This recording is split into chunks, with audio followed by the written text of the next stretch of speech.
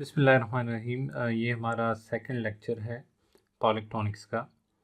और पहले लेक्चर में हमने इंट्रोडक्शन दिया पावर इलेक्ट्रॉनिक्स होता क्या है, किन डिवाइसेस को या किन सर्किट्स को हम पावर इलेक्ट्रॉनिक्स से कनेक्ट करते हैं। इस लेक्चर में हम जो एनालिसिस टूल्स हैं, जो एनालिसिस मैथमेटिकल एनालिसिस हम परफॉर्म करते हैं पावर इलेक्ट्रॉनिक सर्किट्स के ऊपर, उनको हम डिस्कस करेंगे। Average power, power factor, periodic steady state, RMS value, average value, ये जो कॉन्सेप्ट्स हैं इनको हम रिविज़िट करेंगे। होपफुली आपने सर्किट एनालिसिस के किसी कोर्स में इसको डिस्कस किया होगा, लेकिन हम इसको रिविज़िट कर रहे हैं। अगर जस्ट इन केस आप में से किसी ने ये डिटेल में नहीं पढ़ा तो हम इसको इंट्रोड्यूस करवा सकें, क्योंकि ये बाद में टाइम एंड अगेन ये जो है यूज़ होंगे। तो कंटेंट्स हमारे पास मैथमेटिकल या एनालिसिस टूल्स जो कि हम पावर सर्किट्स के लिए यूज़ करते हैं, उनको डिस्कस किया जाएगा मेन। और इंस्टेंटेनियस और एवरेज पावर के बीच क्या डिफरेंस है, एवरेज पावर हमारे पास अगर लीनियर लोड है तो कैसे होता है, अगर नॉन लीनियर लोड है तो इसको भी डिस्कस किया जाएगा। फिर पावर फैक्टर क्या चीज़ होती है, सर्किट थ्योरी को विज़िट किया जाएगा। जो डायनामिक सर्किट्स हैं, आरएल, आरसी, उस तरह के सर्किट्स में हमारे पास उसको सॉल्व कैसे किया जाता है, उसका रिस्पांस जो है वो कैसे रीड किया जाता है। और फिर जो सर्किट्स हैं आरएल, आरसी या जिस तरह ये डायनामिक सर्किट्स हैं, ये पीरियाडिक स्टेडी स्टेट में कब कहलाते हैं कि ये पीरियाडिक स्टेडी स्टेट में ऑपरेट कर रहे हैं। तो ये स्टेट जो है हमारे लिए एनालिसिस के लिए बहुत ज़रूरी होता है, आइडेंटिफाई करना और फिर इसके जो रूल्स हैं उसको अप्लाई करना। तो स्टार्ट करते हैं हम सबसे पहले कि पावर कन्वर्टर्स की जो एनालिसिस है उसमें हमारे पास एक तो जो सबसे ज़्यादा चीज़ यूज़ होगी, क्योंकि ये सर्किट्स हैं, तो ऑब्वियसली केसीएल और केवीएल जो किरचॉफ के वोल्टेज लॉ और करंट लॉ है, ये पर्टिकुलरली यूज़ होंगे। फोरियर सीरीज़ जो है वो हमारे पास इम्पोर्टेंट है हार्मोनिक एनालिसिस करने के लिए कि वेव फॉर्म के अंदर कौन कौन से फ्रीक्वेंसी कंपोनेंट्स हैं। तो ये हमारे पास एक टूल है जो कि लाजमी यूज़ होगा। फिर एवरेज वैल्यू किसी वेव फॉर्म की, ये कैसे फाइंड होती है और उसका फिर आरएमएस वैल्यू के साथ क्या रिलेशन है, ये भी हम देखेंगे। टीएचडी, टोटल हार्मोनिक डिस्टॉर्शन, ये एक पैरामीटर है वेव फॉर्म की क्वालिटी की असेसमेंट के लिए। और पावर फैक्टर, तो इनको हम बारी बारी देखते हैं और डिटेल में डिस्कस करते हैं। सबसे पहले Kirchhoff voltage and current law, हमें बेसिक सर्किट्स के उसमें से ये पता है कि अगर हम किरचॉफ वोल्टेज लॉ की बात करते हैं तो हमारे पास अगर कोई सर्किट है तो उस सर्किट में हम सम ऑफ वोल्टेजेस करके उसको इक्वेट करते हैं ज़ीरो के, ये है किरचॉफ वोल्टेज लॉ में। तो इस डायरेक्शन में हम जाते हैं मिसाल के तौर पे। तो यहाँ नेगेटिव टू पॉजिटिव है तो इसको हम राइज कहते हैं, और अगर इन टर्मिनल्स को देखिए, ये पॉजिटिव टू नेगेटिव जा रहा है, ये पॉजिटिव टू नेगेटिव जा रहा है, तो इनको हम कहते हैं ड्रॉप। तो हमारे पास राइज जो है उसको या हम पॉजिटिव कर देते हैं या उसको नेगेटिव करके बाकी दो को पॉजिटिव कर देते हैं। तो लेट्स से हम लिख देते हैं V S equals to V S minus V D plus minus V naught equals to zero. तो ये हमारे पास KVL है कि जो राइज है, वोल्टेज राइज है, वो वोल्टेज ड्रॉप के इक्वल है। या अगर हम एक लूप के अंदर या एक मैश के अंदर हम जो वोल्टेजेस हैं उनका सम लेंगे तो वो हमारे पास आएगा ज़ीरो। तो हम इसको अरेंज करके फिर इस फॉर्म में लिख सकते हैं कि सोर्स वोल्टेज जो है हमारे पास वो इक्वल है वोल्टेज अक्रॉस दिस RT और वोल्टेज अक्रॉस दिस R0। तो ये हमारे पास एक पैसिव नेटवर्क के लिए परफेक्ट ये रूल आ जाता है। लेकिन जब हम एक्टिव नेटवर्क की बात करते हैं जिसके अंदर स्विचेस हैं, तो उसमें थोड़ी सी हमें एक डेप्थ में देखना पड़ता है। मिसाल के तौर पे ये एक एक्टिव नेटवर्क है जिसमें एक स्विच लगा हुआ है, सोर्स वोल्टेज है हमारे पास Vs, यहाँ पे स्विच के क्रॉस वोल्टेज को मैं VSW कह रहा हूँ, स्विच वोल्टेज, और यहाँ पे जो वोल्टेज है उसको मैं V0 कह रहा हूँ। तो अब जो इक्वेशन बनी थी यहाँ पे कि source voltage equals to voltage V naught plus voltage across this switch VSW। अब ये इक्वेशन तो ठीक है, लेकिन जब ये स्विच क्लोज होता है तो इसके क्रॉस वोल्टेज हो जाती है 0। अगर मैं इस सिग्नल U को कहता हूँ कि ये 1 है, क्योंकि ये कंट्रोल कर रहा है स्विच की पोजीशन को। जब ये U1 होता है तो स्विच का मतलब स्विच क्लोज है, और अगर ये U0 है तो इसका मतलब स्विच जो है वो ओपन है। तो अगर U1 है तो उस टाइम पे V0 हमारे पास हो जाता है इक्वल्स टू Vs, क्योंकि सिंपली आप इसको यूँ देखेंगे, अगर ये क्लोज है तो इसका पॉजिटिव एंड कनेक्ट हो जाता है V0 के पॉजिटिव एंड के साथ, और इसका नेगेटिव एंड जो है V0 के नेगेटिव एंड के साथ। तो हमारे पास V0 इक्वल्स टू Vs अगर आप इसके ऊपर KVL लगाते हैं, ठीक है। तो राइज इक्वल्स टू फॉल, तो आपके पास सिंपली इक्वेशन आ जाएगी V0 equals to Vs। Okay, तो ये एक केस आ गया हमारे पास। अब दूसरा केस ये है कि अगर हमारे पास U हो जाता है 0, अगर U हो जाता है 0 तो इसका मतलब है स्विच हो गया ओपन, करंट का फ्लो हो गया बंद, और इसका मतलब V0 हो गया उस टाइम पे 0। तो फॉर U इक्वल्स टू 1 हमारे पास V0 इक्वल्स टू Vs है, और फॉर U इक्वल्स टू 0 हमारे पास V0 इक्वल्स टू 0 है। तो ये जो इक्वेशन है हमारे पास KVL, इसको फर्दर हम यूँ बता सकते हैं कि VSW times 1 minus U plus V0 times U equals to Vs। अब इसमें होता क्या है कि U की वैल्यू अगर हमारे पास हम सब्स्टिट्यूट कर देते हैं 1, तो इसका मतलब ये रह जाएगा V0, और ये वाली टर्म हो जाएगी 0, और V0 इक्वल्स टू Vs रह जाएगा। और अगर दूसरे केस को कंसिडर करते हैं, जब U हमारे पास 0 है, तो फिर हमारे पास ये टर्म हो जाएगी 0, और 1 माइनस 0 ये वाली टर्म जो है वो रिटेन कर जाएगी। तो Vs equals to VSW equals to Vs। तो दूसरे केस में जब स्विच ओपन है तो ये जो VSW है ये इक्वल है Vs के, सोर्स वोल्टेज के। तो इस तरह से थोड़ी सी मॉडिफिकेशन, क्योंकि स्विच जो है वो इसकी अरेंजमेंट को चेंज करता रहता है। तो जो KVL है, ठीक है, ये फिर भी एक लूप है, ये एक लूप है, इसको KVL अप्लाई होता है, लेकिन VSW की जो वैल्यू है ये चेंज हो रही है, उसकी वजह से V0 की जो वैल्यू है वो भी चेंज होती जा रही है। तो इसकी ये जो एडजस्टमेंट है ये इस तरह से हम करेंगे। फिर अगर इस एक्टिव नेटवर्क जिसमें एक करंट सोर्स लगा हुआ है IS, और एक यहाँ पे एक स्विच है, तो अगर हम KCL के उसमें से देखेंगे करंट लॉ, तो उसके मुताबिक जो करंट एंटरिंग है दिस नोड ये इक्वल होगा करंट लीविंग द नोड। तो इसका मतलब हमारे पास जो करंट है I0 ये इक्वल होगा IS के, जो कि सोर्स में से आ रहा है, और एक इस स्विच में से जो आ रहा है ISW। तो ये हमारे पास ट्रू है, लेकिन ISW जो है अब ये डिपेंडेंट है हमारे पास इस U के। अगर ये स्विच क्लोज है, अगर U1 हो गया तो इसका मतलब है कि ISW एग्जिस्ट करेगा, लेकिन अगर U0 हो गया, स्विच ओपन हो गया, तो ISW हमारे पास इसमें से करंट जो है वो नहीं फ्लो करेगा। तो सिंपली हम यहाँ पे देख सकते हैं कि इसके साथ अगर U मल्टीप्लाई कर देते हैं तो ये मामला क्लियर हो जाता है कि अगर हमारे पास ये 1 आ जाएगा तो जो IS है उसके साथ ISW ऐड होगा, लेकिन अगर U0 हो गया तो IS के साथ ISW ऐड नहीं होगा, क्योंकि स्विच ओपन हो गया और अब हमारे पास करंट जो है वो एग्जिस्ट नहीं कर रही है, ISW करंट जो है वो ज़ीरो हो गई है। तो इस तरह से हमारे पास KCL और KVL जो है वो यहाँ पे भी अप्लाई होते हैं, लेकिन हमें एडिशनली इसमें देखना होता है कि स्विच के ओपन या क्लोज होने से इफ़ेक्ट क्या आता है, ठीक है।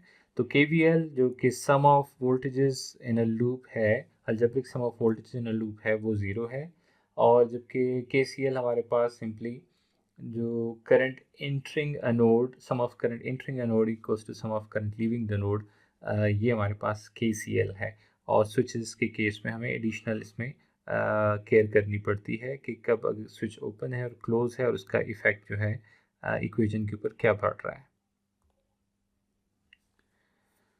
दूसरा जो टूल जो कि बहुत इंपॉर्टेंट है, मैंने बताया हार्मोनिक एनालिसिस के लिए हमें फोरियर सीरीज़ की ज़रूरत होती है। हार्मोनिक एनालिसिस ये है कि एक वेवफॉर्म है, let me call that Vx। ये जो वेवफॉर्म है इसके अंदर फ्रीक्वेंसी कंपोनेंट कौन से हैं, तो दो ऐसे सिग्नल है जिसके बारे में हमें क्लियर होता है। मिसाल के तौर पे एक ये है प्योर डीसी है। एक प्योर डीसी के केस में हमें पता है कि इसमें सिर्फ डीसी कंपोनेंट है, इसमें कोई दूसरा कंपोनेंट नहीं है। और दूसरी जो चीज़ है वो है प्योर एसी, एक साइनोसाइडल इनपुट, जिसमें हमें पता है सिर्फ जो फंडामेंटल फ्रीक्वेंसी कंपोनेंट है वो मौजूद है, बाकी कुछ नहीं है। लेकिन इन शेप से जब डिविएशन शुरू हो जाती है एक पीरियाडिक वेव फॉर्म की, इससे हटके जो सिग्नल हमारे पास आने शुरू हो जाते हैं, मिसाल के तौर पे हमारे पास आएंगे हाफ वेव या फुल वेव रेक्टिफिकेशन के केस में, तो ये वेव फॉर्म्स जो है ना प्योर डीसी बता रहे हैं, ना ही हमें प्योर एसी बता रहे हैं। तो इसका मतलब ये है कि ये मिक्स ऑफ डीसी और एसी है। इसमें एसी वेव फॉर्म्स भी हैं, इसमें डीसी वेव फॉर्म्स भी हैं।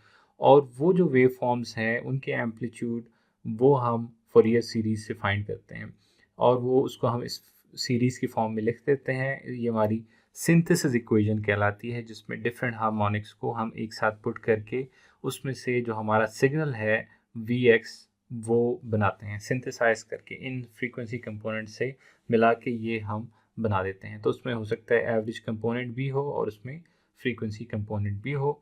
इसमें जो k है ये हमारे पास एक इंटीजर रिप्रेजेंट करता है। हम kth हार्मोनिक की बात करेंगे, k को 1 पुट करेंगे, 2 पुट करेंगे, 3 पुट करेंगे, और इस तरह से डिफरेंट हार्मोनिक्स को हम फाइंड करते रहेंगे।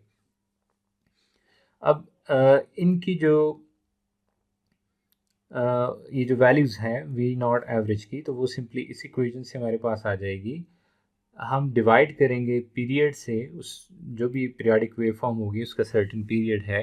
जैसे यहाँ से ये रिपीटिशन हो रही है तो ये हमारे पास पीरियड है, लेट्स से 2 पाई है। तो यहाँ पे लेट्स से रिपीटिशन हो रही है पाई रेडियन के बाद, तो या अगर ओमेगा टी के रिस्पेक्ट से करें तो फिर पाई और 2 पाई यूज़ करेंगे। यहाँ पे टाइम है तो हम टाइम पीरियड की फ़िलहाल बात कर रहे हैं। तो टाइम पीरियड से हम कर देंगे इसको डिवाइड और इंटीग्रेट करेंगे उसी लिमिट्स के अंदर, ज़ीरो से पीरियड तक। और इस वेव फॉर्म के इंटीग्रेशन के बाद और डिवाइड करने से हमारे पास आ जाएगा एवरेज वैल्यू, हमारे पास जो है वो पहुंच जाएगी। दूसरी जो कोएफिशिएंट है हमारे पास ए के और दूसरा कोएफिशिएंट है बी के, तो इसमें आपने 2 के साथ मल्टीप्लाई करके टी एस से जो वेव फॉर्म का पीरियड है उससे डिवाइड कर देना है और 0 से टी तक इंटीग्रेट कर देना है। लेकिन इस दफ़ा हमारे पास कोसाइन ऑफ के ओमेगा टी के साथ प्रोडक्ट होगा इंटीग्रेशन के अंदर, और यहाँ पे जो बी के है इसमें साइन जो कोएफिशिएंट है, साइन ऑफ के ओमेगा जो है उसके साथ मल्टीप्लाई कर देना है इक्वेशन को, वी एक्स की इक्वेशन को। तो ये जब इंटीग्रेट होगा तो ये हमारे पास बी के की इक्वेशन बता देगा, ये ए के की इक्वेशन बता देगा। तो ये ए के हमारे पास क्या चीज़ है, ये है कोसाइन के कोएफिशिएंट्स, जबकि बी के है साइन के कोएफिशिएंट्स। तो ये कोएफिशिएंट्स हमारे पास जो है वो आ जाएंगे। तो ये हमारे पास क्या है, actually we can call them analysis equations. ये एनालिसिस इक्वेशंस हैं। और जबकि ये जो इक्वेशन है ये है हमारे पास सिंथेसिस इक्वेशन। तो सिंथेसिस में जो डिफरेंट हार्मोनिक्स हैं उनके कॉम्बिनेशन से हम जो वेव फॉर्म है, रिक्वायर्ड वेव फॉर्म है वो बना रहे हैं, जबकि एनालिसिस के इक्वेशन से हम जो कोएफिशिएंट्स हैं ये फाइंड कर रहे हैं। तो ये जो सिंथेसिस इक्वेशन है ये सम ऑफ साइन एंड कोसाइन है। अगर हम इसको सिर्फ एक साइन या सिर्फ कोसाइन के फॉर्म में लिखना चाहते हैं तो फिर हम क्या करते हैं, हम कंबाइन कर देते हैं जो कोएफिशिएंट्स हैं ए के और बी के को इस तरह से कि उनका स्क्वायर लेके, इंडिविजुअल्स का स्क्वायर लेके उसका अंडर रूट ले लेते हैं और उसका एंगल फाइंड कर लेते हैं हम इस तरह से, टेंजेंट इनवर्स ऑफ ए के ओवर बी के। तो फिर हम सिर्फ साइन की फॉर्म में लिख सकते हैं, जो एवरेज वैल्यू है वो वापस आ जाएगी, और जो सम ऑफ साइन एंड कोसाइन है उसको हम फिर आइडेंटिटी के ज़रिए इस फॉर्म में लिख सकते हैं। वी हैट ऑफ के वो यहाँ से आ जाएगा, और साइन ऑफ के ओमेगा टी जो फी के है ये हमारे पास आ जाएगा इस इक्वेशन से। तो ए के और बी के अगर हमारे पास फाइंड हो गया है तो sum of sine and cosine से हम सिर्फ weighted sum of sine, weight and shifted version of sine जो है उससे भी हम लिख सकते हैं फोरियर सीरीज़। तो लेट्स से हम किसी पर्टिकुलर एक हार्मोनिक की बात कर लेते हैं कि लेट्स से फंडामेंटल को या थर्ड को या फोर्थ को, तो केथ हार्मोनिक हम उसको कहेंगे। तो लेट्स से किसी केथ हार्मोनिक को रिप्रेजेंट करना चाहते हैं तो हमने ये नोटेशन रिजर्व की है, नॉमेनक्लेचर में भी डिस्कस किया था कि जो पहला एक्स है ये सिग्नल को रिप्रेजेंट कर रहा है। ये लेट्स से अगर सोर्स है तो एस को, अगर लोड है तो नॉट साथ में ओ रिप्रेजेंट हो जाएगा। और के जो है हार्मोनिक नंबर जो है वो बता रहा है कि let's say first second third जो भी के की वैल्यू हम पुट करते हैं यहाँ पे भी वो आ जाएगी। लेट्स से थर्ड हार्मोनिक की बात करें, so we had 3 sine of 3 omega t plus phi 3। तो ये थर्ड हार्मोनिक जो है वो इस तरह से हम रिप्रेजेंट कर देंगे, के की वैल्यू सब्स्टिट्यूट कर देंगे जो रिक्वायर्ड है। तो कौन सा पर्टिकुलर हार्मोनिक हम देखना चाहते हैं, उसकी पीक यहाँ से आ जाएगी, उसका फेज़ यहाँ से आ जाएगा टेंजेंट इनवर्स ऑफ ए के ओवर बी के से, और फिर हम जो है उस पर्टिकुलर हार्मोनिक को देख सकते हैं। यहाँ पे एक एग्जांपल दिखाया जा रहा है कि एक स्क्वायर वेव है हमारे पास जो कि ब्लैक में शो किया गया है, और ये सिंपली है हमारे पास सिग्नल जो है Vx यहाँ पे है इक्वल्स टू 1 जब हमारे पास ओमेगा टी है फ्रॉम 0 टू पाई, और फिर हमारे पास है -1 जब ओमेगा टी है हमारे पास फ्रॉम पाई टू 2 पाई। ये एक हमारे पास Vx है जो कि ब्लैक में शो किया गया है। अब इस सिग्नल की हम फोरियर एनालिसिस करना चाहते हैं, तो इसका अगर एवरेज लेते हैं सबसे पहले, तो इस सिग्नल को देखें, ये क्या है, एक बाइपोलर सिग्नल है। हाफ ऑफ द पीरियड जो है ये +1 है और हाफ ऑफ द पीरियड ये -1 है जो Vx है जो ब्लैक में शो किया जा रहा है। तो अगर इसका एवरेज लेंगे तो just area under the curve से अगर आप सिर्फ इसको देख लें तो जितना एरिया इसका पॉजिटिव है उतना ये एरिया नेगेटिव बनता है। इसको अगर एवरेज करेंगे तो आपको 0 मिलेगा। तो ये क्लियरली एविडेंट है, इंट्यूटिव है ये, ठीक है। इसी तरह अगर हम जो कोसाइन वाला है इसको अगर हम यहाँ पे एड्रेस करें, तो कोसाइन वाला हमारे पास ये भी हमारे पास 0 आ जाएगा, और जो साइन वाला है सिर्फ वो हमारे पास नॉन ज़ीरो रहेगा।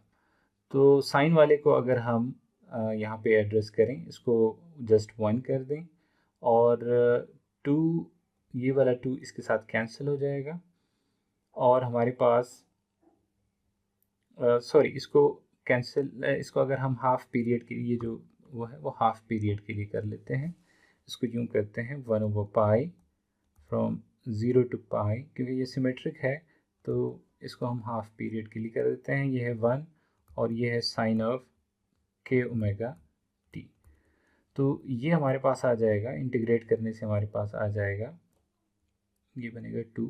तो ये हमारे पास आ जाएगा 2/पाई, और ये जो इंटरनल आर्ग्यूमेंट है इसका हम डेरिवेटिव लेंगे तो ये आ जाएगा हमारे पास k, और फिर हमारे पास sine cos of 0 minus cos of k pi. अच्छा, अब यहाँ पे एक चीज़ थोड़ी सी देखने वाली है कि जो साइन का इंटीग्रल है वो बनता है नेगेटिव कॉज। तो जब हम लिमिट सब्स्टिट्यूट करते हैं, लेट्स से लिमिट्स हैं हमारे पास a एंड b, तो नॉर्मली हम क्या करते हैं कि हम ये नेगेटिव साइन बाहर निकाल देते हैं, हम लिख देते हैं cause of b minus cos of a, और फिर हम ये करते हैं कि ये नेगेटिव मल्टीप्लाई कर देते हैं और फिर लिख देते हैं cause of a minus cos of b। तो मैं यहाँ पे एक प्रोसीजर यूज़ करता हूँ कि लोअर लिमिट जो है उसको पहले सब्स्टिट्यूट करके और अपर लिमिट को बाद में सब्स्टिट्यूट कर देते हैं, तो नेगेटिव साइन का जो मामला है ये ख़त्म हो जाता है। तो यहाँ पे भी मैंने यही किया है और मोस्ट ऑफ द टाइम यही करता हूँ कि जो लोअर लिमिट है इसको पहले सब्स्टिट्यूट कर दिया, अपर लिमिट को बाद में, तो जो नेगेटिव पार निकाल के बाद में मल्टीप्लाई करने वाला प्रोसेस है उसकी ज़रूरत नहीं रहेगी। तो ये हमारे पास cos of 0 minus cos of k pi, तो कॉज ऑफ 0 जो है वो हमारे पास है 1 और कॉज ऑफ के पाई ये हमारे पास आ जाएगा। अब जो कॉज ऑफ के पाई है ये हमारे पास अगर हम यूज़ करते हैं के को लेट्स से इक्वल टू 0, तो कॉज ऑफ 0 की ज़रूरत नहीं होगी क्योंकि 0 जो है हमारे पास एवरेज को रिप्रेजेंट करता है। तो कॉज के की वैल्यू हम 0 नहीं रखेंगे, हम 0 से ऊपर ही रखेंगे, लेट्स से 1 रखते हैं। तो 1 रखते हैं तो कॉज ऑफ पाई आ जाएगा, के की जगह 1 सब्स्टिट्यूट करते हैं। कॉज ऑफ पाई इज़ -1 और -1 इस नेगेटिव के साथ मल्टीप्लाई होके प्लस हो जाएगा, 1 + 1 2 हो जाएगा और ये हमारे पास आ जाएगा 4/k पाई। इसी तरह अगर हम k की वैल्यू को 3 रखते हैं, तो k की वैल्यू 3 रखते हैं तो हमारे पास आ जाएगा कॉज ऑफ k पाई जो है उसकी अगेन वैल्यू आ जाएगी -1। लेकिन अगर k की वैल्यू को इवन रखते हैं, लेट्स से 2 रख देते हैं, तो कॉज ऑफ 2 पाई जो है वो +1 है, फिर 1 - 1 जो कि है 0 हो जाएगा। तो b के हमारे पास 0 होगा अगर k की वैल्यू 2 है। अगर 4 रखते हैं, कोई भी इवन वैल्यू रखते हैं, तो b के की वैल्यू आ जाएगी हमारे पास 0। और अगर 1 3 5 या कोई भी ऑड रखते हैं तो b के की वैल्यू आएगी 4/k पाई। तो वो जो पर्टिकुलर k है फिर यहाँ पे सब्स्टिट्यूट करना पड़ेगा। तो हमारे पास अगर इस सिंथेसिस इक्वेशन को देखें तो सिंपली जो बी के है वो हम यहाँ पे प्लेस कर देते हैं क्योंकि जो कॉज वाली टर्म है वो हमारे पास 0 आ जाती है।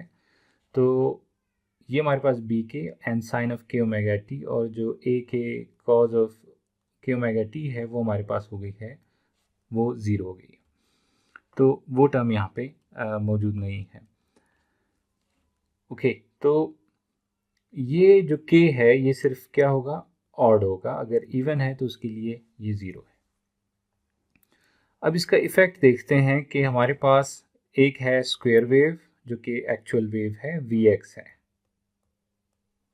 जो ब्लैक कलर में है वो हमारे पास Vx है। अब हम यहाँ पे ये कर रहे हैं कि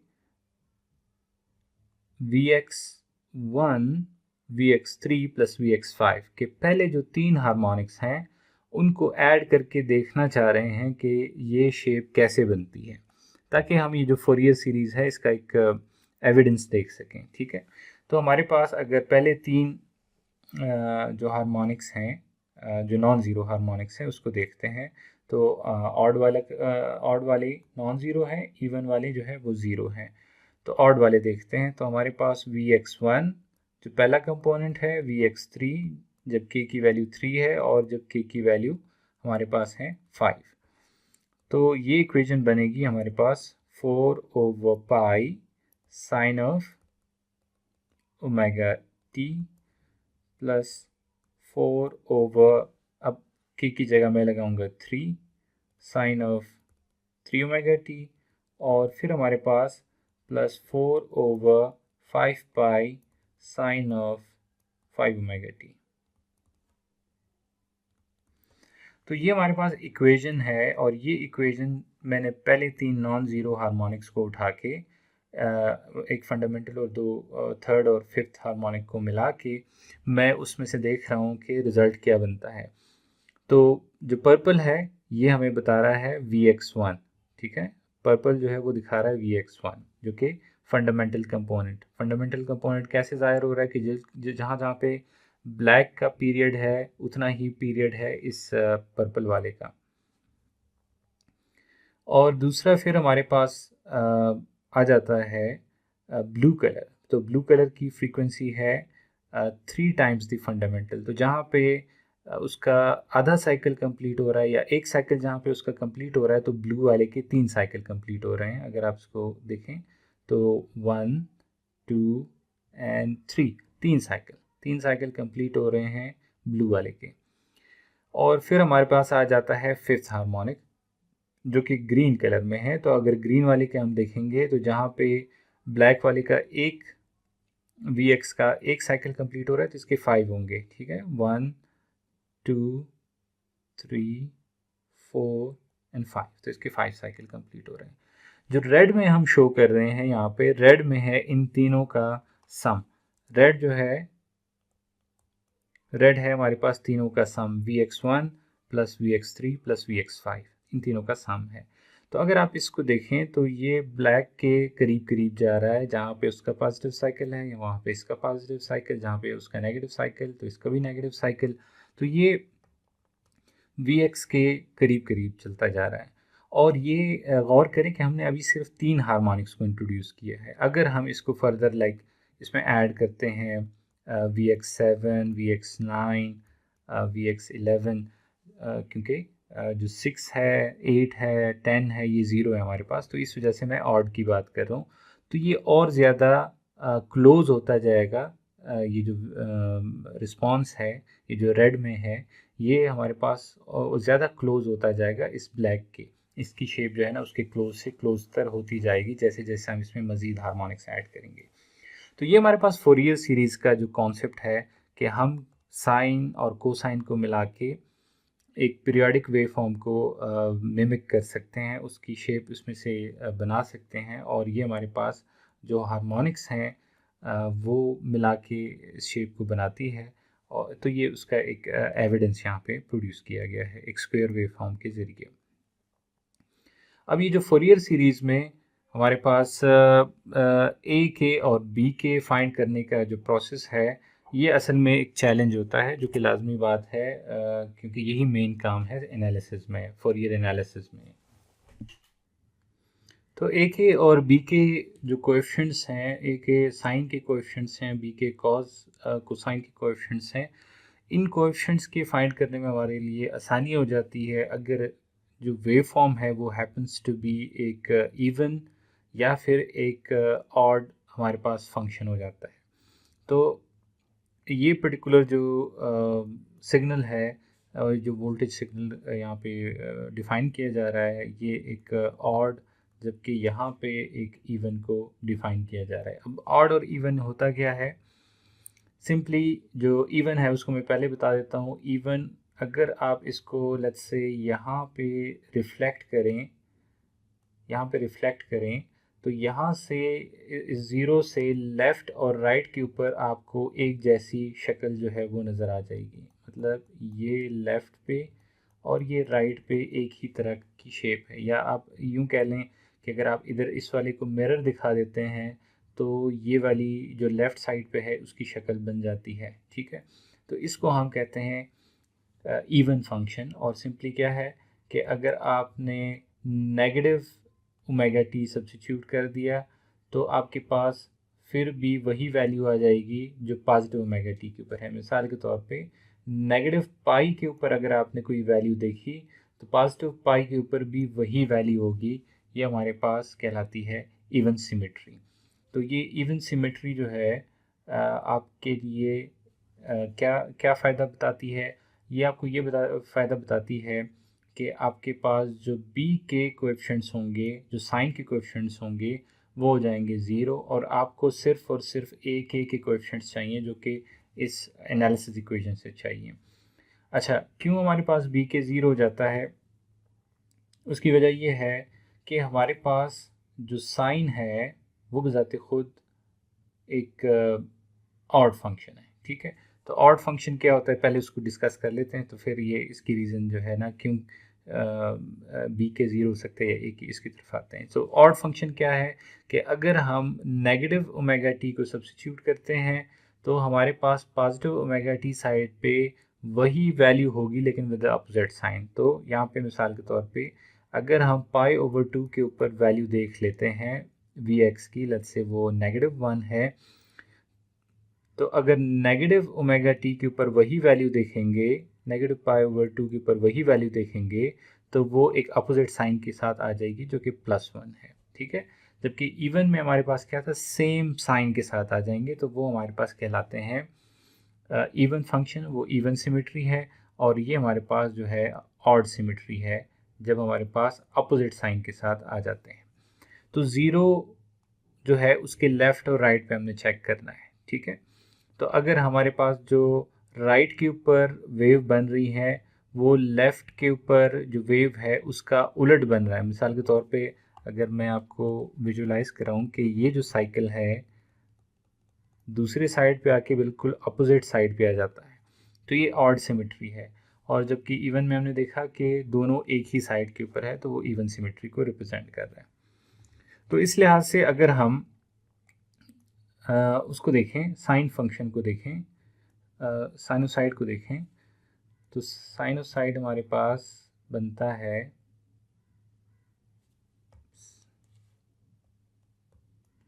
एक साइनोसाइड हमारे पास बनता है कौन सा फंक्शन, ये साइड उसकी जो नेगेटिव है ये पॉजिटिव की ही तरह है, लेकिन ये वाली साइड पॉजिटिव है और इधर जो है हमारे पास नेगेटिव है। तो जो लेट्स से पाई ओवर 2 के ऊपर अगर आ रहा है +1, तो नेगेटिव पाई ओवर 2 के ऊपर हमारे पास यहाँ पे आ रहा है -1, जिसका मतलब है ये है हमारे पास ऑड सिमेट्री।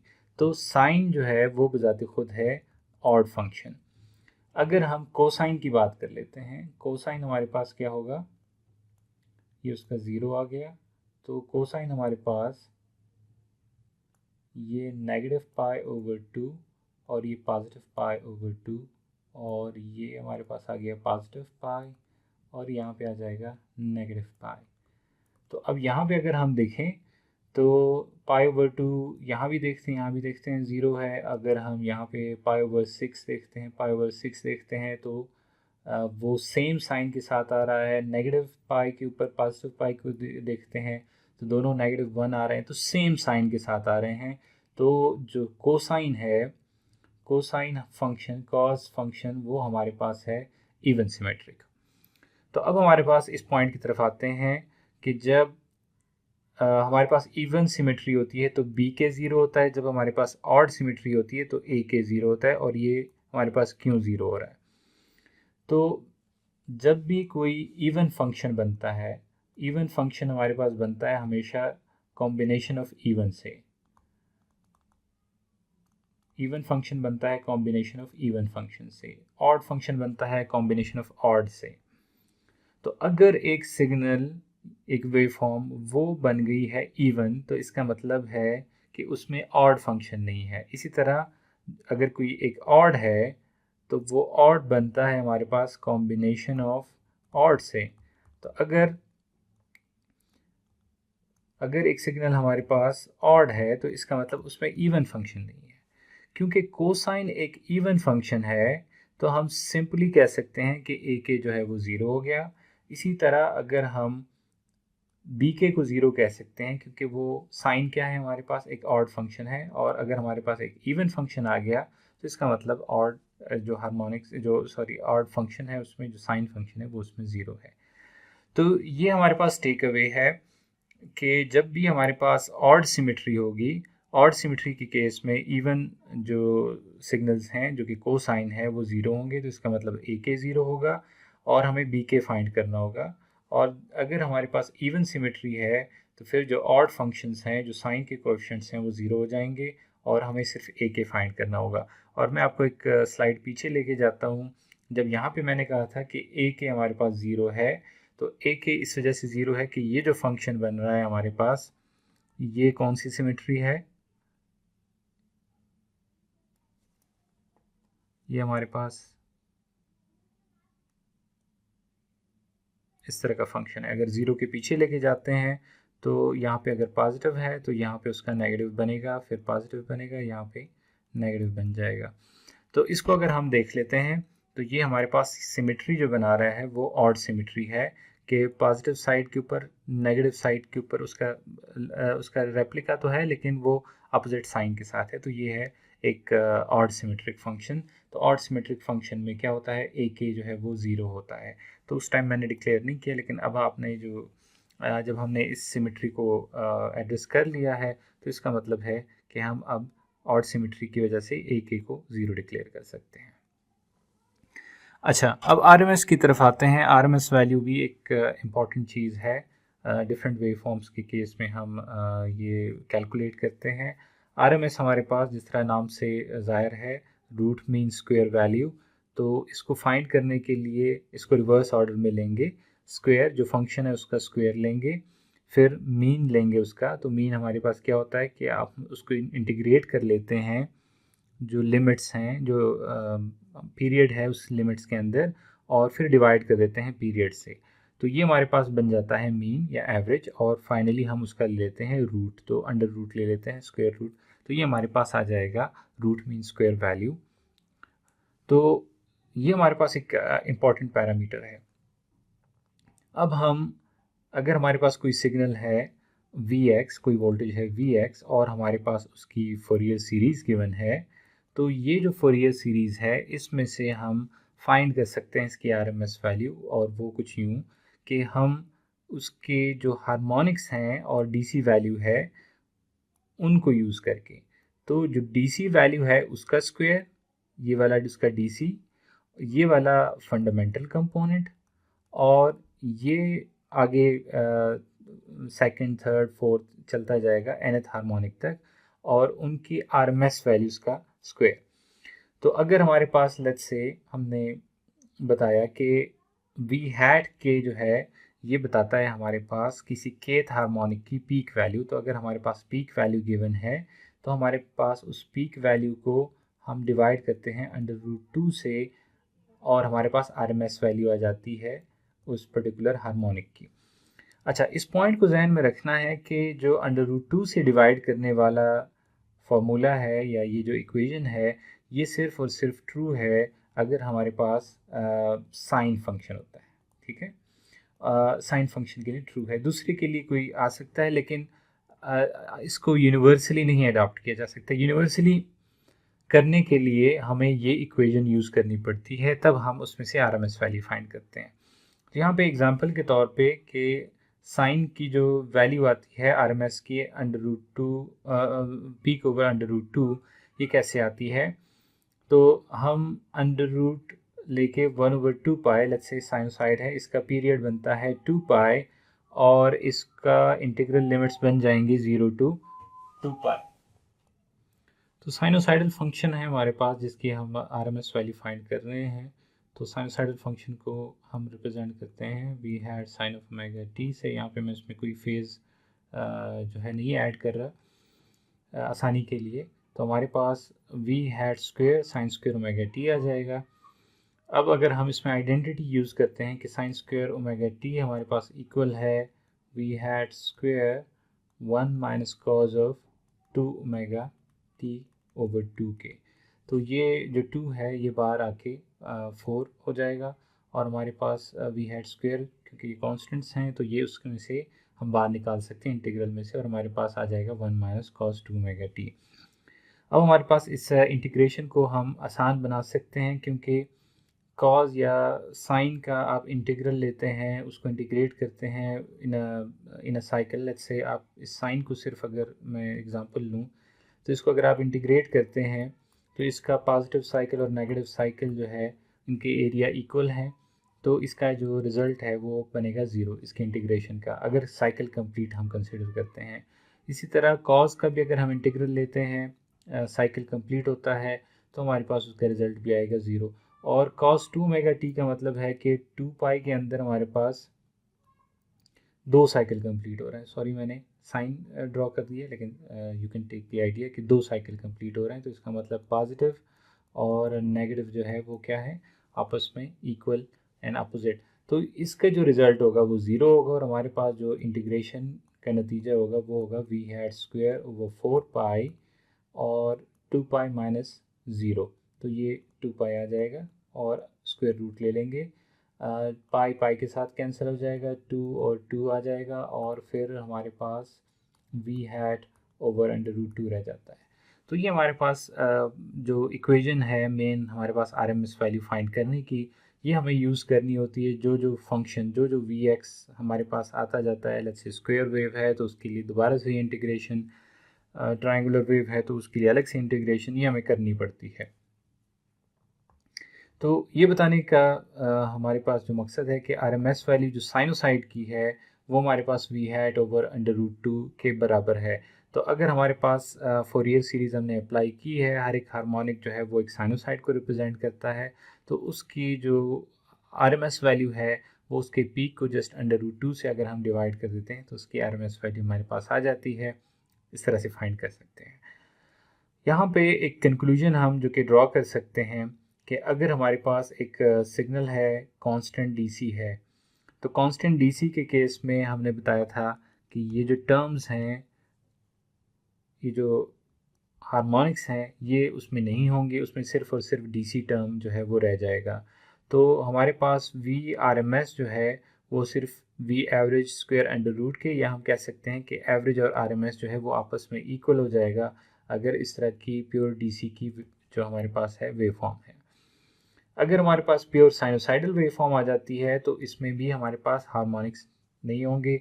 उसमें उस केस में सिर्फ और सिर्फ जो कंपोनेंट हमारे पास रह जाता है वो है फंडामेंटल कंपोनेंट, जो बाकी टर्म्स हैं वो ज़ीरो हो जाएंगे। तो प्योर साइनोसाइड की केस में हमारे पास जो RMS वैल्यू है, सिग्नल की RMS वैल्यू, वो सिर्फ फंडामेंटल कंपोनेंट के RMS वैल्यू से कैलकुलेट की जा सकती है। वो एक साइनोसाइड है। ये हमारे पास एक एग्ज़ाम्पल है जो कि हमने अभी डिस्कस किया, जो RMS वैल्यू वाला प्रोसेस उसी से कनेक्टेड है। कि लेट्स से ये हमारे पास एक फोरियर सीरीज़ है, एक यहाँ पे सॉरी 3 है, ठीक है। तो ये हमारे पास फोरियर सीरीज़ है एक फंक्शन का Vx का। इसका DC कंपोनेंट आ जाएगा 5, इसका fundamental component omega t represent कर रहा है, उसकी पीक है 3 और 1.5 पीक है 3 ओमेगा t वाले कंपोनेंट की। तो अब इसकी जो सॉरी इट्स 2, नीचे मैंने अभी ऑब्जर्व किया है तो ये 2 है। तो अब हमारे पास फोरियर सीरीज़ जो है उसके ज़रिए RMS वैल्यू फाइंड करने का हमने ये मेथड डिस्कस किया कि DC कंपोनेंट का स्क्वायर, फंडामेंटल कंपोनेंट का स्क्वायर और जो सेकंड हार्मोनिक है उसका स्क्वायर, जो हार्मोनिक्स यहाँ पे अवेलेबल हैं। तो DC कंपोनेंट का जो स्क्वायर है वो 5 है, तो 5 का स्क्वायर ले लेंगे। इसकी जो पीक वैल्यू है फंडामेंटल कंपोनेंट की वो 3 है, उसको √2 करके तो ये RMS बन जाएगी और स्क्वायर ले लेंगे। इसी तरह जो सेकंड हार्मोनिक है वो हमारे पास उसकी पीक वैल्यू है 1.5, उसको √2 से डिवाइड कर देंगे, वो उसकी RMS वैल्यू आ जाएगी और ये हमारे पास नतीजा आ जाएगा 5.53। ये वोल्ट RMS वैल्यू जो है हमारे पास आ जाएगी। इसके बाद हम एक और पैरामीटर डिस्कस करने लगे हैं, इसको हम कहते हैं टोटल हार्मोनिक डिस्टॉर्शन। और सिंपली इसको यूँ समझें कि ये हमें बताता है कि एक वेव फॉर्म जो है वो साइनोसाइडल शेप से कितना डिविएट कर रही है। तो अगर एक शेप जो है वो परफेक्टली साइनोसाइडल होगी तो उसका THD 0 होगा, और अगर वो साइनोसाइडल शेप से डिविएट होती जाती है तो ये THD जो है वो इंक्रीज़ होता जाएगा। सो फॉर एग्ज़ाम्पल हमारे पास यहाँ पे फोरियर सीरीज़ रिप्रेजेंटेशन है एक सिग्नल की, एक वोल्टेज की, लेट्स से Vx है। मैं यहाँ पे फ़िलहाल वोल्टेज कंसिडर कर रहा हूँ, आप इससे करंट की इक्वेशन भी अगर आपके पास है तो जिस तरह मैं करंट उसकी बात कर रहा था फोरियर सीरीज़ की, तो आप करंट भी उससे कर सकते हैं और THD आप करंट के लिए भी देख सकते हैं। तो जस्ट मैं एग्जांपल Vx की दे रहा हूँ, Ix भी आप इससे रिप्रेजेंट कर सकते हैं, कोई मसला नहीं है, सिर्फ एग्जांपल के तौर पे यहाँ पे चल रहा है। तो THD हमारे पास किसको कहते हैं हम, जो सिग्नल की RMS वैल्यू है उसका स्क्वायर माइनस फंडामेंटल कंपोनेंट की RMS का square divided by fundamental component की RMS वैल्यू का स्क्वायर। तो ये हमारे पास ये रेशो है। तो अगर हम इसमें इसको फर्दर दूसरे फॉर्म में लिखना चाहें कि फंडामेंटल कंपोनेंट के अलावा बाकी जो हार्मोनिक्स हैं उनकी RMS वैल्यू का स्क्वायर, तो K को मैंने लिखा है कि ये स्टार्ट हो रहा है 2 से और जा रहा है टू दी n, ठीक है। तो हमारे पास अगर फंडामेंटल कंपोनेंट को निकाल दें तो बाकी जो अनवांटेड उसको हम डिक्लेयर कर रहे हैं unwanted component, second, third, fourth and so on, तो उसकी RMS वैल्यू का, उसकी स्क्वायर का सम डिवाइडेड बाय फंडामेंटल कंपोनेंट की RMS वैल्यू का स्क्वायर, इसके ऊपर स्क्वायर रूट। तो हमारे पास जो DC जो RMS वैल्यू है वो सिंपली उस हार्मोनिक की पीक को अगर हम डिवाइड कर देते हैं √2 से, और इसी तरह फंडामेंटल कंपोनेंट जो है वो V hat 1 कहलाएगा, उसके की पीक वैल्यू की भी √2 से डिवाइड करते हैं तो ये हमारे पास RMS वैल्यू आ जाएगी। तो फोरियर सीरीज़ में हमें ये एक जो पार्ट है v hat k, ये हमें दरकार होता है इसकी RMS वैल्यू फाइंड करने के लिए और THD फाइंड करने के लिए। तो जिस तरह हमने डिस्कस किया कि अगर हमारे पास एक शेप जो है वो पर्टिकुलरली साइनोसाइडल है, तो साइनोसाइडल हमने पिछले उस पे देखा, स्लाइड पे देखा कि अगर हमारे पास साइनोसाइडल है तो इसका मतलब होगा कि Vx जो सिग्नल है उसकी RMS वैल्यू ये इक्वल हो जाएगी Vx1 के RMS वैल्यू के स्क्वायर के। तो ये जो टर्म है न्यूमरेटर जो है ये हमारे पास 0 हो जाएगा और THD 0 हो जाएगा। तो THD हमारे पास 0 होगा अगर हमारे पास साइनोसाइडल फंक्शन है, जिसका मतलब इसमें ना कोई DC कंपोनेंट है और ना ही हमारे पास इसमें कोई k इक्वल्स टू 2, 3, 4 आगे के हार्मोनिक्स जो है इसमें कंट्रीब्यूट कर रहे हैं।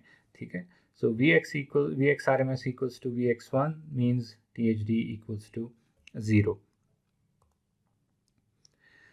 यहाँ पे एक और एग्जांपल है आपके लिए। आप काम कर सकते हैं कि पहले मेरी सॉल्यूशन से पहले आप इसको पॉज करें और इसको एक अटेम्प्ट कर लें कि जो चीज़ें आपसे यहाँ पे पूछी जा रही है कि एक वेवफॉर्म आपको गिवन है, उसका सबसे पहले पीरियड बताएं, फिर उसकी एवरेज वैल्यू बता दें और फिर उसकी जो RMS वैल्यू है वो बता दें और इसकी जो सिमेट्री है वो बता दें कि कौन सी सिमेट्री है। तो थोड़ा सा टाइम लेके इसको पहले अटेम्प्ट कर लें और उसके बाद जो मैं इसको सॉल्यूशन बता रहा हूँ आप उसको देख सकते हैं। ओके, तो सबसे पहले जो चीज़ यहाँ पे पूछी गई है वो है पीरियड के कितने रेडियन के बाद ये रिपीट हो रहा है। तो आप देख सकते हैं कि पाई रेडियन के बाद ये जो पैटर्न है ये रिपीट हो रहा है, ये जो एक साइकिल है ये दोबारा से रिपीट हो रहा है, तो पाई रेडियन कहलाएगा इसका पीरियड। तो सबसे पहले ये मामला क्लियर कर लेते हैं कि पीरियड इसका है पाई। दूसरी चीज़ कि इसका एवरेज फाइंड करें। तो एवरेज फाइंड करने के लिए हमने इक्वेशन जो बताई हुई है V नॉट एवरेज, ये नोटेशन हम यूज़ करेंगे, AV ब्रैकेट में लिख देंगे, पीरियड से डिवाइड करते हैं पाई और फिर हमारे पास लिमिट्स होंगी फ्रॉम 0 टू पाई और इस दौरान जो फंक्शन है ये साइनोसाइडल है, इस टाइम फंक्शन है v hat sin of omega st। तो ये हमारे पास आ जाएगा v hat sin of omega st D omega st, ये पूरा इनपुट आर्ग्यूमेंट है। तो अब हम इसको इंटीग्रेट कर देते हैं v hat ओवर पाई और मैं वही करूँगा कि लोअर लिमिट को पहले सब्स्टिट्यूट कर दूँगा। तो साइन का जो इंटीग्रल है वो कॉज है, लोअर लिमिट है 0 minus cos of upper limit pi. तो ये हमारे पास आ जाएगा, ये आ जाएगा 1 और इसका आ जाएगा -1, -1 इसके साथ जब ऐड होगा सो 2v hat ओवर पाई। तो हमारे पास जो एवरेज वैल्यू है वो आ गई 2v hat ओवर पाई। अब थर्ड जो चीज़ है वो है RMS वैल्यू। तो RMS वैल्यू के लिए हम v not RMS equals to square root 1 over pi, integrate from 0 to pi, v hat square sin square omega st d omega st। तो ये अगर हम इसको देखें जो कि साइन के लिए हमने पिछली स्लाइड्स पे किया, ये ऑलमोस्ट वही केस बनता जा रहा है। उसमें नेगेटिव साइकिल था, यहाँ पे अब पॉजिटिव साइकिल है, लेकिन क्योंकि स्क्वायर हो रहा है, यहाँ पे फंक्शन स्क्वायर हो रहा है, तो स्क्वायर होने के बाद वो पॉजिटिव हो जाता है ऑब्वियसली अगर नेगेटिव भी है। तो जैसा कि उस केस में हमारे पास v hat ओवर √2 आता है, यहाँ पे भी v hat ओवर √2 ही आएगा। आप इसको एक्सप्रेसिवली सॉल्व करना चाहते हैं, रिप्लेस करें साइन स्क्वायर ओमेगा st को रिप्लेस कर दें with 1 minus cos 2 omega st over 2 से, और फिर जो है omega cause of 2 omega st वाली टर्म 0 हो जाएगी और सिर्फ जो हाफ वाली टर्म है इसके ऊपर आप इंटीग्रेशन अप्लाई कर सकते हैं। ठीक है, लेकिन मैं आपको स्ट्रेट अवे बता सकता हूँ इसमें से आएगा v hat ओवर √2 बिकॉज इसकी शेप जो है वो साइनोसाइड ही की तरह है। सिर्फ वो नेगेटिव था और ये पॉजिटिव है, तो स्क्वायर लेने के बाद क्योंकि नेगेटिव भी पॉजिटिव हो जाता है तो उसमें से V hat over under root 2 आता है, तो यहाँ पे भी V hat over under root 2 ही आएगा। अच्छा जी, अब लास्ट जो हमारा वो है कि सिमेट्री कौन सी है इसकी, इज़ इट ऑड सिमेट्रिक और इवन सिमेट्रिक। तो सिमेट्री इसकी हम ज़ीरो के पीछे चले जाते हैं, ये ज़ीरो के इस पार आ जाते हैं और कंप्रीहेंड करते हैं कि यहाँ पे क्या हो रहा होगा। तो ये वेवफॉर्म जो है पीछे भी इसी तरह आएगी -π तक, ये साइकिल चलते रहेंगे। तो अब हम ये देखेंगे, लेट्स से π/2 के ऊपर जो वैल्यू है वो -π/2 के ऊपर जो वैल्यू है +π/2 के ऊपर भी वही वैल्यू आएगी, जैसे वी है। तो ये बताती है हमें इवन सिमेट्री। इवन सिमेट्री हमारे पास होती है कि V0 at negative omega S T equals to V0 at positive omega S T, that is even symmetry. Okay, अब हम एक और टॉपिक की तरफ आते हैं, इंस्टेंटेनियस और एवरेज पावर की तरफ। तो सबसे पहले इंस्टेंटेनियस पावर इंस्टेंटेनियस वोल्टेज और करंट का प्रोडक्ट है। अगर हम इसको small case P F T से रिप्रेजेंट करते हैं तो P F T is V of T times I F T. किसी एक पोर्ट के ऊपर हम देख रहे हैं तो उसका वोल्टेज और उसका करंट जो इंस्टेंटेनियस आ रहा है उसको अगर मल्टीप्लाई कर देते हैं, तो लेट्स से ये कोई पावर कन्वर्टर है और इसका जो इनपुट पोर्ट है या सोर्स पोर्ट है वो ये है, तो इसका जो इंस्टेंटेनियस सोर्स वोल्टेज है इसको वी एस, इसके सोर्स करंट को आई एस कह देते हैं। तो P S equals to V S times I S, ये हमारे पास इंस्टेंटेनियस इनपुट पावर हो जाएगी। इसी तरह इंस्टेंटेनियस आउटपुट वोल्टेज है वी नॉट, आउटपुट करंट है आई नॉट, तो हमारे पास इंस्टेंटेनियस आउटपुट पावर हो जाएगी P naught equals to V naught I naught. तो अगर हमारे पास आइडियल सर्किट है, कोई पावर डिसिपेशन नहीं हो रही और अंदर कोई इस कन्वर्टर के कोई भी ऐसा मैग्नेटिक कंपोनेंट या एनर्जी स्टोरेज कंपोनेंट नहीं है, तो सोर्स इंस्टेंटेनियस सोर्स और इंस्टेंटेनियस लोड पावर जो है ये आपस में फिर इक्वल होंगे। अगर हमारे पास कोई भी पावर डिसिपेशन नहीं है, ना ही कोई स्टोरेज डिवाइस है इसके अंदर, तो ये हमारे पास इंस्टेंटेनियस पावर की जो है वो बात हो गई। अब इंस्टेंटेनियस पावर जो है, अगर हम इस डायरेक्शन को देखते हैं, हमारे पास पॉजिटिव नेगेटिव ये पोलैरिटी है। अगर ये पोलैरिटी चेंज होती है तो हमारे पास मतलब कोई वी एस वोल्टेज ऐसी आती है जो इस पोलैरिटी अगेंस्ट होती है, तो इसका मतलब सोर्स पावर जो है वो नेगेटिव हो जाएगी। इसी तरह आई एस जो है, अगर इस करंट की डायरेक्शन चेंज हो जाती है तो फिर हमारे पास जो सोर्स पावर है वो नेगेटिव हो जाएगा। इसी तरह लोड साइड पे भी यही मामला है कि जो गिवन डायरेक्शंस हैं या पोलैरिटी है, इसके अगेंस्ट अगर वी नॉट जाता है तो पावर जो है वो अपोजिट डायरेक्शन में जो है वो फ्लो शुरू हो जाएगा। इसी तरह या अगर आई नॉट जो है उसकी डायरेक्शन रिवर्स हो जाती है। ये ध्यान में रखें कि यहाँ पे जो पॉजिटिव डायरेक्शन हम डिटर्मिन करते हैं, सोर्स साइड पे ये फोकस होता है कि अगर पावर इस सोर्स से आगे जा रहा है, फ्लो हो रहा है टुवर्ड्स द लोड, तो उसको पॉजिटिव कंसिडर किया जाए। जबकि लोड के केस में ये जो आई नॉट है, आप देख रहे हैं ये टुवर्ड्स द लोड जा रहा है, इनटू द लोड जा रहा है, तो हम इसको पॉजिटिव कंसिडर करते हैं। तो अगर ये इसके अगेंस्ट कोई जाता है, मतलब लोड हमें पावर रिटर्न करना अगर शुरू कर देता है, तो उसको नेगेटिव कंसिडर किया जाता है। जबकि सोर्स के केस में जब सोर्स पावर डिलीवर कर रहा है तो उसको पॉजिटिव कंसिडर किया जाए, अगर सोर्स पावर रिसीव कर रहा है तो उसको नेगेटिव कंसिडर किया जाता है। तो इंस्टेंटेनियस पावर की जो एग्जांपल है, हम एक स्विच के ऊपर यहाँ पे अप्लाई कर रहे हैं।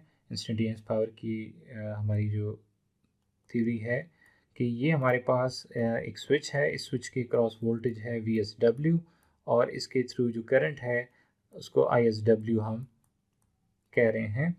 तो अगर ये स्विच क्लोज होता है, आइडियल स्विच है, तो ये एक क्लोज स्विच की तरह काम करता है, तो इसके क्रॉस जो वोल्टेज है वो ज़ीरो हो जाएगी, करंट फ्लो शुरू हो जाएगा। जबकि अगर इसको ओपन करते हैं तो स्विच के क्रॉस कोई वोल्टेज अपीयर होगी, करंट ज़ीरो हो जाएगा।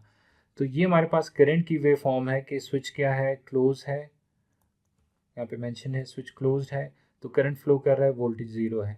फिर जब स्विच को ओपन कर दिया है तो करंट ज़ीरो हो गया, वोल्टेज आ गई। दोबारा से फिर करंट ने फ्लो करना शुरू कर दिया, वोल्टेज ज़ीरो हो गई। अब अगर इनका हम प्रोडक्ट लेते हैं, वोल्टेज और करंट का अगर हम प्रोडक्ट लेते हैं, इंस्टेंटेनियस पावर फाइंड करते हैं, तो आइडियल स्विच के लिए हम देख सकते हैं कि ये ऑल द टाइम ज़ीरो रहेगा, क्योंकि जब यहाँ पे कोई पॉजिटिव करंट है तो यहाँ पे स्विच वोल्टेज जो है वो ज़ीरो है। जब यहाँ पे करंट ज़ीरो है तो यहाँ पे वोल्टेज कोई पॉजिटिव हमारे पास आ रही है। फिर यहाँ पे कोई पॉजिटिव करंट है, यहाँ पे वोल्टेज ज़ीरो है। तो अगर इनका 1-to-1 प्रोडक्ट लेते हैं, zero times what ever is getting zero.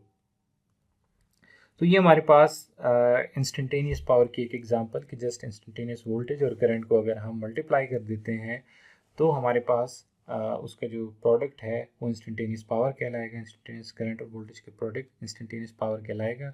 और एक आइडियल स्विच के लिए ये ज़ीरो होगा। ये हमारे पास एडिशनल टेक अवे है।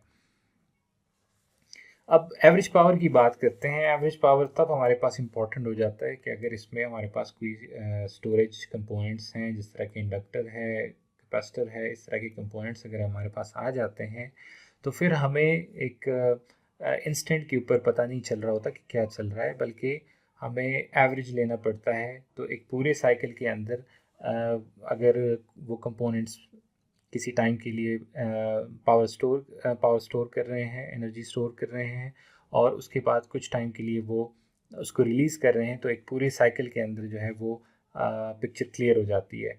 तो हमें एवरेज पावर जो है वो उस केस में चाहिए होगी। तो एवरेज पावर एवरेजिंग सिंपल, आप पीरियड से डिवाइड करें और उस लिमिट के अंदर इसको इंटीग्रेट करें, जो पीरियड है उसकी उसी लिमिट्स के अंदर, तो ये कहलाएगी एवरेज पावर। अब ये इंस्टेंटेनियस पावर का हम एवरेज लेते हैं। अब इंस्टेंटेनियस पावर हमें पता है कि इंस्टेंटेनियस वोल्टेज और करंट का प्रोडक्ट है, तो ये फर्दर हम सब्सिट्यूट कर सकते हैं इंस्टेंटेनियस वोल्टेज और करंट को। तो इसके इंटीग्रेशन से हमें मिलता है एवरेज पावर। अगर हमारे पास एवरेज पावर अगर हम लेते हैं एक ऐसे केस का जिसमें वोल्टेज और करंट जो है दोनों इन फेज़ हैं, जो कि एक रेजिस्टर के केस में हो सकता है। लेट्स से इसकी पीक वैल्यू है वी हैट और इसकी पीक वैल्यू आ जाएगी वी हैट ओवर आर। तो इसका अगर हम इधर सब्सिट्यूट करते हैं V hat sine omega T और दूसरे की जगह V hat over R sine omega T, और उसको इंटीग्रेट करते हैं तो हमें ये इक्वेशन मिलती है जो कि पावर फाइंड करने के लिए कॉमनली यूज़ होती है। तो ये हमारे पास तब जब हमारे पास वोल्टेज और करंट इन फेज़ है, तो हम उस इन फेज़ वैल्यूज़ को, उस इन फेज़ फंक्शंस को सब्स्टिट्यूट करते हैं हमारे पास जो पावर की, एवरेज पावर की। तो ये जो इक्वेशन है ये एवरेज पावर की है। अब हमारे पास पावर के बारे में फर्दर हम डिस्कस करते हैं कि हमारे पास कोई सर्किट है या पावर इलेक्ट्रॉनिक सर्किट है, तो ये एक्ट करता है इधर like a non linear load, एक नॉन लीनियर लोड की तरह एक्ट करता है। लीनियर लोड अगर हमारे पास सिर्फ यहाँ पे रेजिस्टर, इंडक्टर, कैपेसिटर ये कंपोनेंट्स हैं, तो फिर तो जो है हमारे पास ये एक लीनियर लोड की तरह काम करते हैं। लेकिन अगर हमने बीच में इसमें डायोड, ट्रांजिस्टर वगैरह लगा दिए हैं तो वो इस सोर्स के लिए एक्ट करेंगे। सोर्स वोल्टेज है, ये सोर्स करंट है, इस सोर्स के लिए वो एक्ट करेंगे as a non linear load. और फिर हमारे पास जो सोर्स करंट की वेव फॉर्म है वो साइनोसाइडल नहीं रहेगी। लीनियर लोड के केस में साइनोसाइडल रहेगी, इसकी एम्पलीट्यूड में कमी ज़्यादा हो सकती है, ऊपर नीचे हो सकता है, इसमें फेज शिफ्ट आ सकता है, आगे पीछे जा सकता है। लेकिन जब हमारे पास नॉन लीनियर लोड होगा तो इसकी जो शेप है वो अक्सर जो है वो चेंज हो जाएगी, even turn into like a square wave, जैसे कि यहाँ पे शो किया गया है। तो ऐसे केस में हमारे पास एवरेज पावर का क्या होता है ये हम डिस्कस करते हैं। तो दो केसेस यहाँ पे हम डिस्कस करने लगे हैं। एक ये कि जब हमारे पास जो करंट है, सोर्स करंट, वो हमारे पास साइनोसाइडल हो, बेशक उसमें शिफ्ट हो, लेकिन उस शिफ्ट की वजह से उस पर क्या इफ़ेक्ट पड़ता है। और अगर हम दूसरे केस की बात करेंगे तो उसमें हमारे पास जो करंट है वो नॉन साइनोसाइडल होगा, तो तब उसका इफ़ेक्ट क्या है। तो सबसे पहले ये जो लीनियर लोड वाला केस है जिसमें हम कह रहे हैं कि करंट की जो वेव है वो साइनोसाइडल है, वोल्टेज है ही साइनोसाइडल लेकिन करंट जो है वो भी साइनोसाइडल है हमारे पास। डैश लाइन के ऊपर शो की गई है, जो रेड लाइन में शो की गई है ये है हमारे पास अगर वो बिल्कुल ओरिजिन के ऊपर है, इन फेज़ है विद द इनपुट वोल्टेज। तो अगर हमारे पास है आई एक्स जो कि फेज़ शिफ्टेड साइन है, और हमारे पास वोल्टेज है वी एस, और ये हमारे पास आई एस इंस्टेंटेनियस वोल्टेज, और ये आ गया इंस्टेंटेनियस करंट, और इसको हमने करना है एवरेज। तो ये हमारे पास एवरेज पावर इसमें से आ जाएगी। तो ये जो साइन मल्टीप्लाई बाय साइन है, ये हम इस आइडेंटिटी से एक्सपेंड कर सकते हैं, जिसमें हम sine of A sine of B जो है वो इक्वल है 1/2 cos of A minus B minus cos of A plus B. हम इस इक्वेशन को यूज़ कर सकते हैं।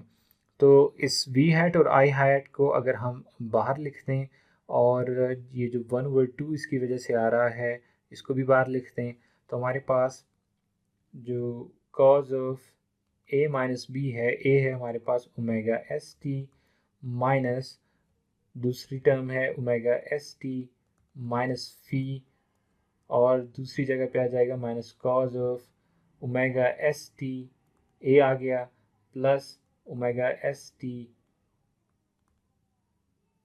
Minus phi. तो ये दो टर्म्स बन जाते हैं।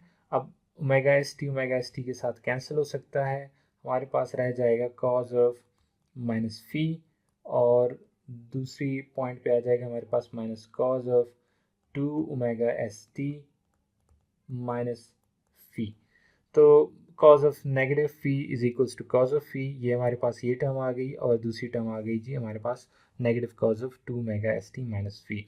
अब ये ध्यान में रखें कि ये जो दो साइकिल कंप्लीट हो रहे हैं ए पाई के अंदर, तो अगर हम इसको इंटीग्रेट कर रहे हैं पाई तक, 0 से पाई तक अगर हम इसको इंटीग्रेट कर रहे हैं, तो इसके अंदर इसका एक साइकिल कंप्लीट हो जाएगा, क्योंकि ये हमारे पास पाई, ये हमारे पास 2 पाई, हमारे पास कंप्लीट होता है एक साइकिल अगर ओमेगा एस टी है। लेकिन अगर हमारे पास है 2 ओमेगा एस टी, तो इसका मतलब, अगेन मैं साइन बना रहा हूँ, आप इसको कंप्रीहेंड कर लें कोसाइन। तो इसका मतलब हम हमारे पास दो साइकिल कंप्लीट हो जाते हैं साइन 2 मेगा एस टी के, या कॉस 2 मेगा एस टी के दो साइकिल कंप्लीट हो जाते हैं 2 पाई के अंदर, और एक साइकिल कंप्लीट हो जाता है पाई के अंदर। तो अगर एक साइकिल कंप्लीट हो गया तो इसका मतलब पॉजिटिव और नेगेटिव एक दूसरे को बैलेंस करके उसमें से 0 बता देता है। तो मैं इसको इंटीग्रेट नहीं कर रहा, सिर्फ कॉज ऑफ फी तक रह जाते हैं। इसको इंटीग्रेट करने से हमें मिलेगा फी, और वो पाई, और वो पाई इस पाई के साथ कैंसिल हो जाएगा, और हमारे पास V hat I hat over 2 cos of phi जो है ये रह जाएगा। अब अगर हम इसको लिख देते हैं √2, so v hat over √2 is VSRMS, I hat over √2 is ISRMS cos of phi। तो ये हमारे पास एवरेज पावर की इक्वेशन आ जाती है। और अगर हमारे पास जो फी है वो ज़ीरो है, अगर जो फेज डिस्प्लेसमेंट है ये ज़ीरो है, तो फिर हमारे पास रह जाता है cos of phi become equals to 1, हमारे पास एवरेज पावर आ जाएगी VSRMS टाइम्स ISRMS, जिसे हम नाम देते हैं एपरेंट पावर का। तो यहाँ पे हमारे पास वेव फॉर्म है, VS की वेव फॉर्म ब्लू में है, और सबसे पहले IS की मैं आपको दिखा देता हूँ। IS की वो वेव फॉर्म अगर फी हमारे पास ज़ीरो है, तो अगर फी हमारे पास ज़ीरो है तो इसका मतलब ब्लू और रेड जो है, जो करंट और वोल्टेज है, ये बिल्कुल इन फेज़ है, और आप इनका जो प्रोडक्ट है वो यहाँ पे नीचे PSY में रेड में देख सकते हैं। ये जो वेव फॉर्म है ये हमें बता रही है इंस्टेंटेनियस पावर, और ये देख सकते हैं आपके ये सारा टाइम जो है वो पॉजिटिव चल रही है ये। अब अगर हम इसको करंट को थोड़ा सा फेज शिफ्ट देते हैं फी का, तो फिर हमारे पास ये जो डॉटेड लाइन है जिसे मैंने ISX लेबल किया हुआ है, ये हमारे पास फेज शिफ्टेड वर्जन है करंट का। तो फिर हमारे पास क्या होगा कि जो प्रोडक्ट है इंस्टेंटेनियस करंट और वोल्टेज का, ये हमारे पास कुछ टाइम ऐसा आएगा जिसके लिए ये नेगेटिव हो जाएगा। जब हमारे पास दोनों इन फेज है तो आप देखें कि दोनों एक ही साथ पॉजिटिव हैं, तो इसका मतलब positive multiply by positive is always positive. फिर एक ही साथ नेगेटिव हो रहे हैं तो negative multiply by negative is again positive. तो ये हमेशा पॉजिटिव ही रहता है। लेकिन अब ये जो फेज शिफ्ट आया है, फेज शिफ्ट की वजह से अब देखें कि ये सिचुएशन आ गई है कि वोल्टेज जो है वो तो पॉजिटिव है लेकिन करंट नेगेटिव है, तो इसका मतलब हमारे पास इस इंटरवल के लिए जो पावर है वो नेगेटिव होगी। फिर हमारे पास दोनों पॉजिटिव हो जाएंगे एक साथ, और यहाँ तक जो है ये पॉजिटिव ही रहेंगे, तो पावर जो है वहाँ तक पॉजिटिव जाएगी। फिर वो फेज़ आएगा कि जिसमें करंट पॉजिटिव है और जो वोल्टेज है वो हमारे पास है नेगेटिव। तो डॉटेड लाइन को मैं रिप्रेजेंट कर रहा हूँ, इसकी मैं बात कर रहा हूँ कि यहाँ पे करंट पॉजिटिव है और ब्लू लाइन जो है वो वोल्टेज को रिप्रेजेंट कर रहे हैं, ये नेगेटिव है, तो इनका प्रोडक्ट नेगेटिव। और फिर जब दोनों नेगेटिव हो जाएंगे, इस पॉइंट के ऊपर आप देख सकते हैं कि डैश लाइन और ये जो ब्लू लाइन है दोनों नेगेटिव है, तो जब नेगेटिव नेगेटिव तो दोनों पॉजिटिव हो जाएंगे। तो अब को ये दिखाना मकसूद है कि ये कुछ एरिया हमारे पास ऐसे आ रहा है जो कि नेगेटिव है। ये किस वजह से है? इस फेज़ की डिस्प्लेसमेंट, इस फेज़ डिस्प्लेसमेंट की वजह से है। तो अगर ये फेज़ डिस्प्लेसमेंट बढ़ता जाएगा तो ये नेगेटिव पोर्शन बढ़ता जाएगा, और नेगेटिव पोर्शन बढ़ने का मतलब ये है कि पावर जो है वो रिवर्स हो रहा है।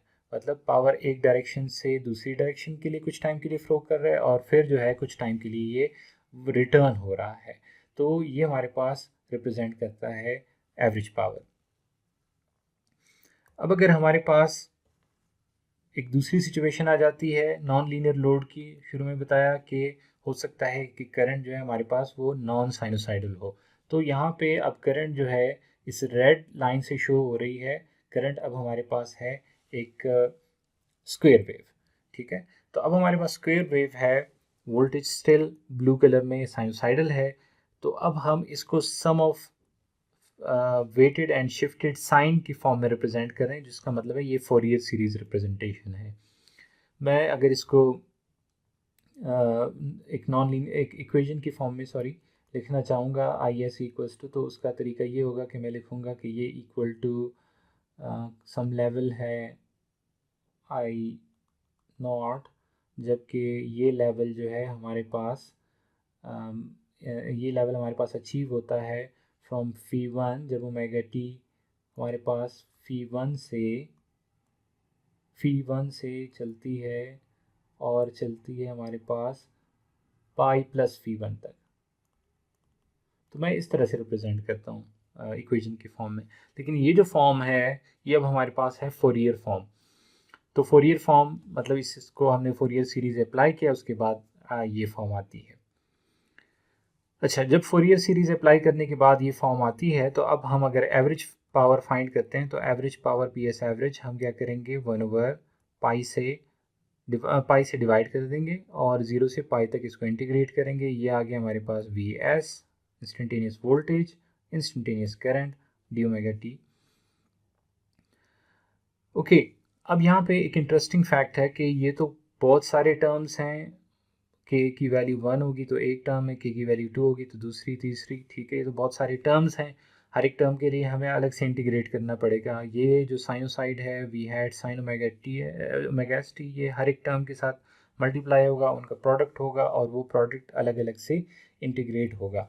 लेकिन यहाँ पे एक जो गुड न्यूज़ है वो ये है कि हमारे पास एक प्रॉपर्टी है ऑर्थोगोनैलिटी की, और ऑर्थोगोनैलिटी की प्रॉपर्टी जो है वो हमारे पास बड़े काम की प्रॉपर्टी है कि अगर हमारे पास एक साइन है let's say M omega T और एक दूसरा साइन है एन ओमेगा टी, अब दोनों की फ्रीक्वेंसी क्या है, डिफरेंट है, एक है एम टाइम्स ओमेगा टी, दूसरी है एन टाइम्स ओमेगा टी। और ये हमारे पास ये इंटीग्रेशन अगर हम परफॉर्म करते हैं तो इसका रिज़ल्ट हमें मिलेगा 0, क्योंकि ये जो डिफरेंट फ्रीक्वेंसी के साइन हैं ये आपस में क्या है, ऑर्थोगोनल है। डिफरेंट फ्रीक्वेंसी के साइन आपस में ऑर्थोगोनल है। ये सिर्फ नॉन ज़ीरो तब होगा अगर m इक्वल टू n होगा। अगर m और n की जो वैल्यू है वो सेम होगी तो इसका मतलब है कि सेम फ्रीक्वेंसी के साइनोसाइड है, तब हमारे पास ये जो रिज़ल्ट है नॉन ज़ीरो होगा। तो ये गुड न्यूज़ किस तरह से बन गई कि हमारे पास k इक्वल्स टू 1 के अलावा बाकी सारे जो फोरियर के टर्म्स हैं, अगर इसका इंटीग्रेशन हम फाइंड करते हैं और मल्टीप्लाई करते हैं हम इसको sine of omega S T के साथ और इंटीग्रेट करते हैं, तो इसका नतीजा आएगा हमारे पास 0। सिर्फ ओमेगा एस टी में यहाँ पे k क्या है, यहाँ पे जो मल्टीप्लायर है वो 1 है, तो हमारे पास सिर्फ k इक्वल टू 1 वाला जो टर्म है वो सर्वाइव कर जाएगा इस इंटीग्रेशन में, बाकी ज़ीरो हो जाएंगे। तो ये इंटीग्रेशन हम पहले परफॉर्म कर चुके हैं पिछली स्लाइड पे। सिर्फ वहाँ पे जो ओमेगा एस टी, हम उसको ओमेगा एस टी और यहाँ पे था आई हैट, और अब हम इसको आई हैट 1 का नाम दे रहे हैं क्योंकि अब ये फंडामेंटल की पीक वैल्यू को रिप्रेजेंट कर रहा है।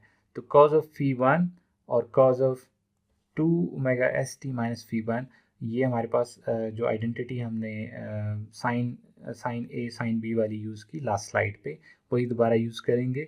और ये जो टर्म है इसका इंटीग्रल 0 हो जाएगा और इसका इंटीग्रल जो है वो आ जाएगा कॉज ऑफ फी 1। ये पाई और पाई आपस में कैंसिल हो जाएंगे। दोबारा से अंडर रूट टू करेंगे तो ये हमारे पास आर एम एस वैल्यू आ जाएगी सोर्स की, आर एम एस वैल्यू आ जाएगी हमारे पास फंडामेंटल कंपोनेंट की, और कॉज ऑफ फी 1। अब फी 1 जो है फंडामेंटल कंपोनेंट जो है करंट की वेव फॉर्म है, ये आई एस है रेड में, और इसका जो फंडामेंटल कंपोनेंट है जो साइनोसाइड बनता है इसका, वो आई एस 1 बनता है। अभी ये आई एस 1 और वी एस के बीच का जो फेज एंगल है वो कहलाता है फी 1।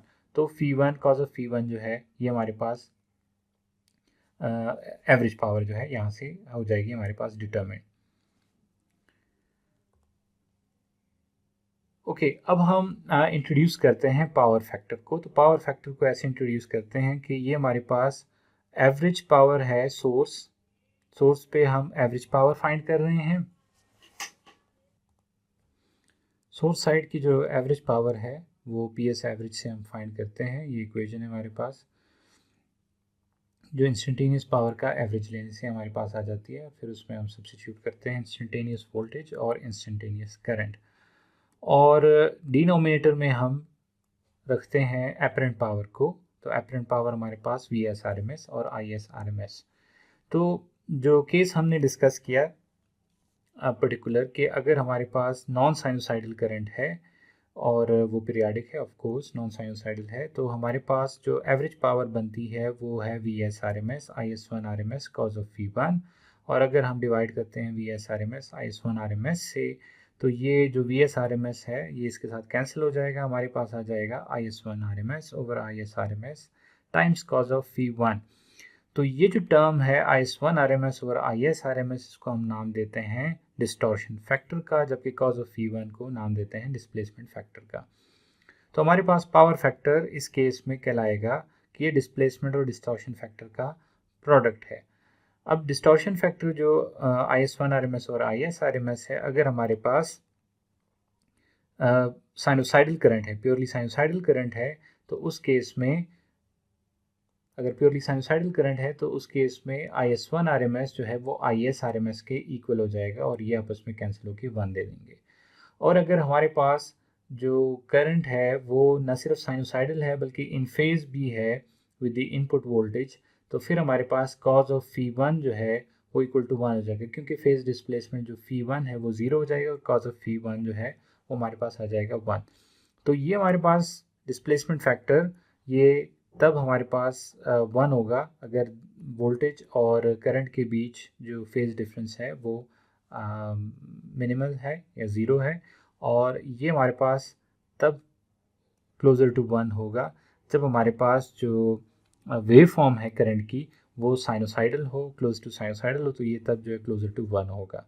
तो पावर फैक्टर जो है वो हमारे पास डिग्रेड होता जाएगा अगर फेज डिस्प्लेसमेंट या बढ़ता जाए, या फिर हमारे पास जो करंट की वेवफॉर्म की शेप है वो नॉन साइनोसाइडल होती जाए, तब हमारे पास जो पावर फैक्टर है इन दो वजूहात की वजह से वो कम हो सकता है। अब एक थोड़ा सा रिव्यू हम कर लेते हैं जो सर्किट्स हैं, R L circuit, R C circuit, ये किस तरह से ऑपरेट करते हैं, इसका रिस्पांस हम कैसे फाइंड करते हैं। ये सर्किट थ्योरी में अगर आपने पढ़ चुके हैं तो आपके लिए आसानी होगी, नहीं पढ़ चुके हैं तो हम यहाँ पे क्विकली विजिट करते हैं। लेट्स सी, ये एक आरएल सर्किट है, इसमें एक इंडक्टर और एक रेजिस्टर है, और हम एक एसी सोर्स को इस स्विच के ज़रिए यहाँ पे कनेक्ट करवाना चाहते हैं, मतलब इस आरएल सर्किट को अप्लाई करवाना चाहते हैं। तो किसी टाइम t इक्वल 0 के ऊपर हम ये स्विच क्लोज कर देते हैं। इसका मतलब ये हो जाता है स्विच को क्लोज करने का कि इससे पहले क्योंकि स्विच क्लोज था, तो इसका मतलब इससे पहले इसमें कोई भी करंट जो है वो फ्लो नहीं कर रहा था। इस बात को इंश्योर कर देता है। ठीक हो गया। तो अब हमारे पास अगर हम इसके ऊपर अप्लाई करते हैं KVL, जो किरचॉफ वोल्टेज लॉ है, अगर वो हम अप्लाई करते हैं तो हमारे पास एक इंटिटी है इंडक्टर वोल्टेज, एक इंटिटी आ जाती है रेजिस्टर वोल्टेज, और एक हमारे पास सोर्स वोल्टेज। तो हम लिख सकते हैं कि सोर्स वोल्टेज हमारे पास इक्वल है इंडक्टर वोल्टेज प्लस ये जो रेजिस्टर वोल्टेज है इसके इक्वल। तो रेजिस्टर वोल्टेज जो है वो हमारे पास इंडक्टर करंट टाइम्स रेजिस्टेंस के, जबकि इंडक्टर वोल्टेज हमारे पास डेरिवेटिव ऑफ इंडक्टर करंट के वो बराबर होगा टाइम्स L। और इनपुट जो है जो सोर्स वोल्टेज है वो हमारे पास यहाँ पे टू द राइट आ जाएगी। अब इसको सॉल्व करने का ये तरीका है कि हमारे पास एक होता है नेचुरल रिस्पांस, या उसे होमोजीनियस सोल्यूशन भी कहते हैं, और दूसरा कहते हैं हम उसको फोर्स्ड रिस्पांस।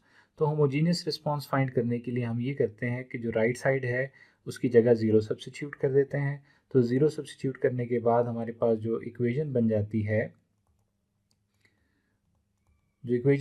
है वो कुछ यूँ बन जाती है,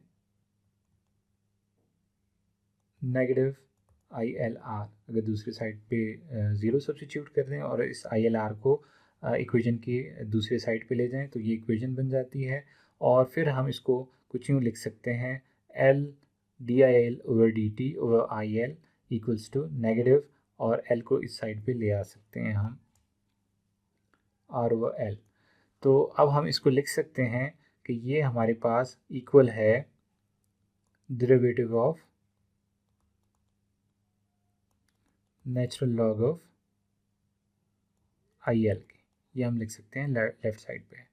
तो ये इक्वल हो गया नेगेटिव R/L के, और अगर इसको इंटीग्रेट कर दिया जाए तो हमारे पास आ जाएगा negative natural log of IL equals to negative R/L times T।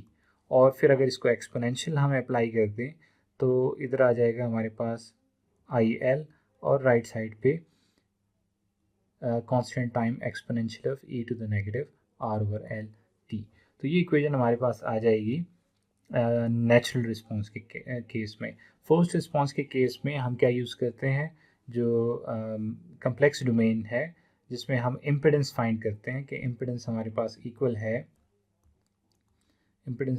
Equal है R प्लस j⍵L के। ये हम यूज़ करते हैं इंफॉर्मेशन, इस इम्पिडेंस की इंफॉर्मेशन को हम यूज़ करते हैं। तो हमारे पास उसका जो एब्सोल्यूट है जो वैल्यू है वो ये आ जाएगी, और एंगल उसका यहाँ से आ जाएगा। तो जो फोर्स्ड फंक्शन है उसमें हम ⍵st माइनस φ जो है वो इस एंगल से, और z जो है वो ये जो एब्सोल्यूट है इसका यहाँ से आ जाएगा। तो ये दो टर्म्स हैं, एक हमारे पास फोर्स रिस्पांस और एक नेचुरल रिस्पांस। इन दोनों को ऐड करते हैं तो हमारे पास आ जाता है टोटल रिस्पांस। अब हमारे पास अगर हम AC सर्किट के एनालिसिस करते हैं तो नॉर्मली हमने देखा होता है कि सिर्फ ये वाली टर्म होती है, और ये जो दूसरी टर्म है ये नहीं होती। उसकी वजह ये है कि जो नेचुरल पार्ट है, ये जो नेचुरल रिस्पांस है, ये टाइम के साथ क्या हो रहा है, डिके हो रहा है। ये डिकेइंग एक्सपोनेंशियल है, टाइम के साथ ये चलता जा रहा है टुवर्ड्स ज़ीरो। और कुछ टाइम के बाद ये स्विच को अगर हम ऐसे ही क्लोज छोड़ दें तो स्विच ऐसी पोजीशन में छोड़ने से हमारे पास ये जो एक्सपोनेंशियल डिके है ये ख़त्म हो जाएगा, और फिर हमारे पास ये जो वाहिद टर्म है ये बच जाएगी। लेकिन अगर हम इसको बार बार ऑन ऑफ कर रहे हैं तो फिर ये जो एक्सपोनेंशियल टर्म है ये काउंट करती है। तो हम इसमें देख सकते हैं कि शुरू में ये थोड़ा सा एक्सपोनेंशियल टर्म की वजह से थोड़ा सा इसकी शेप नॉन साइनोसाइडल हो गई है, लेकिन जब वो एक्सपोनेंशियल पार्ट ख़त्म हो जाता है तो ये एक साइनोसाइडल शेप अचीव कर लेता है, और वो जो फेज़ डिस्प्लेसमेंट है वो इसमें मेंटेन रहता है।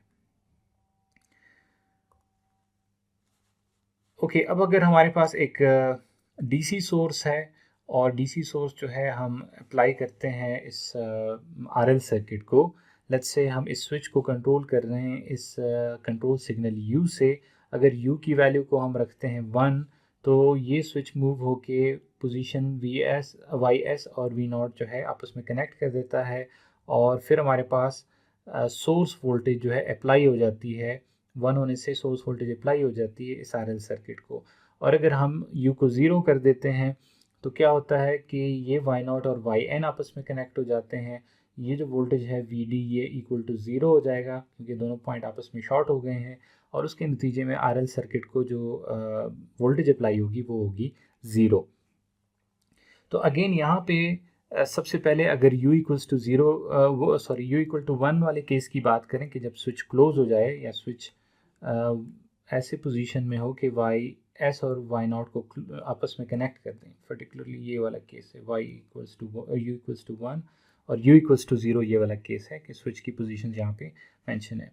तो अगर U की वैल्यू 1 है तो इसका मतलब हमारे पास DC अप्लाई हो रही है RL सर्किट को, और दो जो सॉल्यूशंस हैं, नेचुरल रिस्पांस और फोर्स्ड रिस्पांस, ये हम फाइंड कर सकते हैं।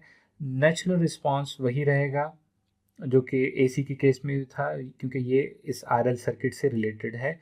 ये जहाँ पे भी हम कोई भी सोर्स होगा तो यही होगा। फोर्स्ड रिस्पांस चेंज होगा।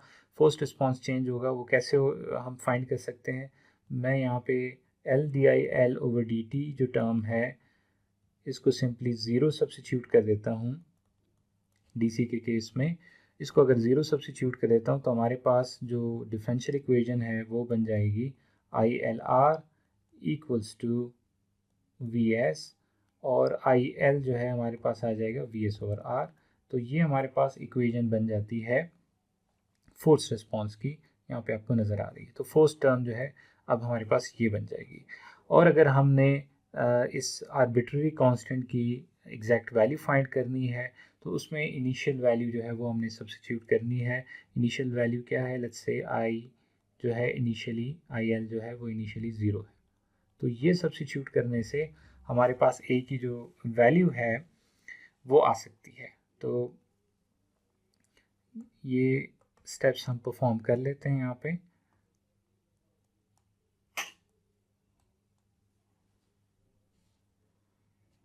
कि IL की जो इनिशियल वैल्यू है एट t इक्वल्स टू 0, ये हम सब्स्टिट्यूट कर देते हैं कि वो इक्वल है 0 के। और राइट साइड पे क्या है, VS/R, इस इक्वेशन की बात हो रही है, VS/R प्लस A। और अगर यहाँ पे t की जगह हम 0 सब्स्टिट्यूट करते हैं, टाइम 0 के ऊपर सब चल रहा है, तो ये एक्सपोनेंशियल जो है टर्म वो जो है वो 1 हो जाएगा। और अगर इसमें से VS/R को दूसरी साइड पे ले जाते हैं तो ये नेगेटिव VS/R आ जाएगा। तो इस नेगेटिव VS/R को A की जगह सब्स्टिट्यूट करें और उसमें से कॉमन ले लें तो हमारे पास आ जाएगा 1 minus exponential negative R/L t। तो ये अब हमारे पास इस इनिशियल कंडीशन के यूज़ करते हुए हमारे पास जो सोल्यूशन है वो पर्टिकुलर सोल्यूशन जो है वो हमारे पास आ गया है। अब इस दूसरे केस की बात करते हैं कि अगर U को 0 कर देते हैं तो स्विच की जो पोजीशन है वो मूव हो जाएगी और Y0 और YN आपस में कनेक्ट हो जाएंगे। और ऐसे केस में हमारे पास जो डिफरेंशियल इक्वेशन है वो LdIL/dt plus ILR equal to 0 हो जाएगा। और ये हमारे पास जो नेचुरल रिस्पांस है, सिर्फ वो जो नेचुरल रिस्पांस वाला पार्ट है, यही पार्ट हमारे पास सोल्यूशन आ जाएगा। तो इस चीज़ को ध्यान में रखना है कि जब U इक्वल्स टू 1 है तो रिस्पांस हमारे पास ये वाला बन रहा है, लेकिन जब U इक्वल्स टू 0 है तब हमारे पास रिस्पांस ये बन रहा है। इसका मतलब सिर्फ करंट जो है वो क्या कर रहा है, डिकेइंग एक्सपोनेंशियल। तो यहाँ पे करंट क्या कर रहा है, राइज कर रहा है किसी एक इनिशियल करंट से, किसी एक इनिशियल वैल्यू से राइज कर रहा है। और जब ये पोजीशन आती है, स्विच यहाँ पे आ जाता है तो फोर्सिंग फंक्शन बीच में से हट गया है, तो जिस वैल्यू पे पहुँचा है करंट चल रहा है जिस पॉइंट पे, उधर से डिकेइंग एक्सपोनेंशियल शुरू हो जाता है। तो ये U इक्वल्स टू 1 और ये हमारे पास U इक्वल्स टू 0 के लिए करंट का जो रिस्पॉन्स है वो कुछ यूँ आ जाएगा। तो जस्ट हमने जो कंक्लूड किया पिछले स्लाइड के ऊपर कि अगर हमारे पास स्विच क्लोज है तो VS अप्लाई हो रहा है RL सर्किट को, तो यहाँ पे इस रीजन में VS अप्लाई हो रहा है। और फिर वी एस अप्लाई नहीं हो रहा, ज़ीरो अप्लाई हो रहा है अगर हमारे पास यू इक्वल्स टू ज़ीरो है। तो स्विच में से जो करंट है और फिर आगे इंडक्टर में से जो करंट है वो कुछ यूँ जाएगा, और फिर जब स्विच दूसरी पोजीशन पे चला जाएगा तो ये हमारे पास डिकेइंग करंट। फिर अगर स्विच क्लोज हो गया तो शुरू में ये ज़ीरो से स्टार्ट हुआ था, अब ज़ीरो से नहीं स्टार्ट होगा, जिस पॉइंट पे स्विचिंग हुई है उस टाइम जो इंडक्टर में करंट है उसी से स्टार्ट होकर आगे बढ़ेगा। तो इनिशियल करंट की जो कंडीशन है वो इसलिए इम्पोर्टेंट है कि हम बीच में करंट को गायब नहीं कर सकते, कि कोई करंट चल रहा है और हमने एकदम से उसको ज़ीरो कर दिया, वो तो एनर्जी लॉस हो जाएगी, law of conservation of energy जो है ना वो वायलेट हो जाएगी। तो इस चीज़ को हमने ख्याल रखना है। तो सिंपली यहाँ पे ये हो रहा है कि जब भी वी एस अप्लाई होगा इस आर एल सर्किट को, तो हमारे पास जो इंडक्टर करंट है वो राइज़ होगा, और जिस वैल्यू तक ये पहुँच गया, जैसे ही स्विच की पोजीशन चेंज होगी और जो अप्लाई वोल्टेज है वो ज़ीरो हो जाएगा, तो हमारे पास उसी पॉइंट से, उसी करंट की वैल्यू से करंट नीचे आना शुरू हो जाएगा ज़ीरो की तरफ। और अगर दोबारा से अप्लाई करते हैं तो उस पर्टिकुलर करंट की वैल्यू से दोबारा करंट जो है वो राइज़ करना शुरू कर देगा। तो इनिशियल कंडीशन जो है यहाँ पे जो मैटर कर रही है कि लेट्स से दोबारा क्लोज होने से पहले हमारे पास करंट की जो इनिशियल वैल्यू है वो टी एस के ऊपर, टी एस टाइम के ऊपर वो आई एल है, आई एल एट टी एस है, और इस वैल्यू से करंट जो है वो आगे राइज करना शुरू करेगा। दूसरे पॉइंट की तरफ आते हैं, वो है इंडक्टर वोल्टेज। तो इंडक्टर वोल्टेज जब हमारे पास जो करंट की इक्वेशन है, सिंपली उसका अगर हम डेरिवेटिव ले लेते हैं, मींस क्योंकि इंडक्टर वोल्टेज है L D I L over D T, तो जो आई एल की इक्वेशन है उसको हम यूज़ कर लेते हैं। ये लेट्स से हमारे पास इक्वेशन है, और इस इक्वेशन को अगर यूज़ करते हैं, इनिशियल कंडीशन जिसमें यूज़ हुई होती है, तो उसमें ए की वैल्यू होती है negative V S over R. तो हमारे पास वी एस ओवर आर के जो डेरिवेटिव है वो हो जाएगा ज़ीरो, और negative V S over R यहाँ पे हमारे पास जो है वो जो ए की जगह है वो आ जाएगा, और फिर उसका डेरिवेटिव लेते हैं एक्सपोनेंशियल का, तो वो दोबारा से हमारे पास आता है e negative R over L T, और चेन रूल से ये जो negative R over L T का जब डेरिवेटिव लेते हैं तो ये हमारे पास आ जाएगा नेगेटिव आर ओवर एल, और ये हमने जो डेरिवेटिव लिया है उसके साथ अगर एल मल्टीप्लाई कर दें, क्योंकि L D I L over D T find कर रहे हैं, तो ये एल एल के साथ कैंसिल हो जाएगा, आर जो है वो आर के साथ कैंसिल हो जाएगा, और डेरिवेटिव हमारे पास आ जाएगा V S e to the negative R over L T. ये L D I over D T जो इंडक्टर वोल्टेज है वो हमारे पास आ जाएगी। तो सिंपली हमारे पास वी एस से स्टार्ट होगा और एक्सपोनेंशियली ये ज़ीरो की तरफ आएगा। ओके, अब जब दूसरे केस की बात आती है तो उस टाइम पे हमारे पास जो है करंट ये है, और इसका जो डेरिवेटिव है वो लिया जाएगा। तो इस केस में ये जो था फॉर यू इक्वल्स टू 1 था, अब फॉर यू इक्वल्स टू 0 अगर लेते हैं L D I L over D T, तो हमारे पास इसके जो डेरिवेटिव है वो आ जाएगा I L at D times T S. ये एक कॉन्स्टेंट वैल्यू है, और एक्सपोनेंशियल का जो डेरिवेटिव लेते हैं तो दोबारा से एक्सपोनेंशियल ही आ जाएगा, और साथ में मल्टीप्लाई हो जाएगा हमारे पास नेगेटिव आर ओवर एल, और इसके साथ एल हमें मल्टीप्लाई करना है, जो यहाँ पे दूसरा एल है, तो उसकी वजह से ये वाला एल जो है वो कैंसिल हो जाएगा। तो यहाँ पे होता ये है कि यहाँ पे हमने जो केस कंसिडर किया है इसमें जो इंडक्टर वोल्टेज है वो स्विच दूसरी पोजीशन जाने से पहले वो इंडक्टर वोल्टेज ज़ीरो हो जाता है। और क्यों ज़ीरो हो रहा है? क्योंकि इंडक्टर करंट जो है वो यहाँ पे फ्लैट हो गया है, उसका जो स्लोप है वो ज़ीरो हो गया है, तो उसकी वजह से इंडक्टर वोल्टेज जो है वो ज़ीरो हो गया। तो इंडक्टर वोल्टेज ज़ीरो होने की वजह से I L at D T S हमारे पास एक्चुअली इक्वल है फिर वी एस ओवर आर के। तो इसका मतलब हमारे पास यहाँ पे जो इनिशियल करंट है, जो इनिशियल वोल्टेज आएगी उसके क्रॉस अगर हम यहाँ पे सब्स्टिट्यूट कर दें वी एस ओवर आर, तो हमारे पास आर आर के साथ कैंसिल हो जाएगा, और नेगेटिव वी एस से जो है ये शुरू होके डिके होता जाएगा।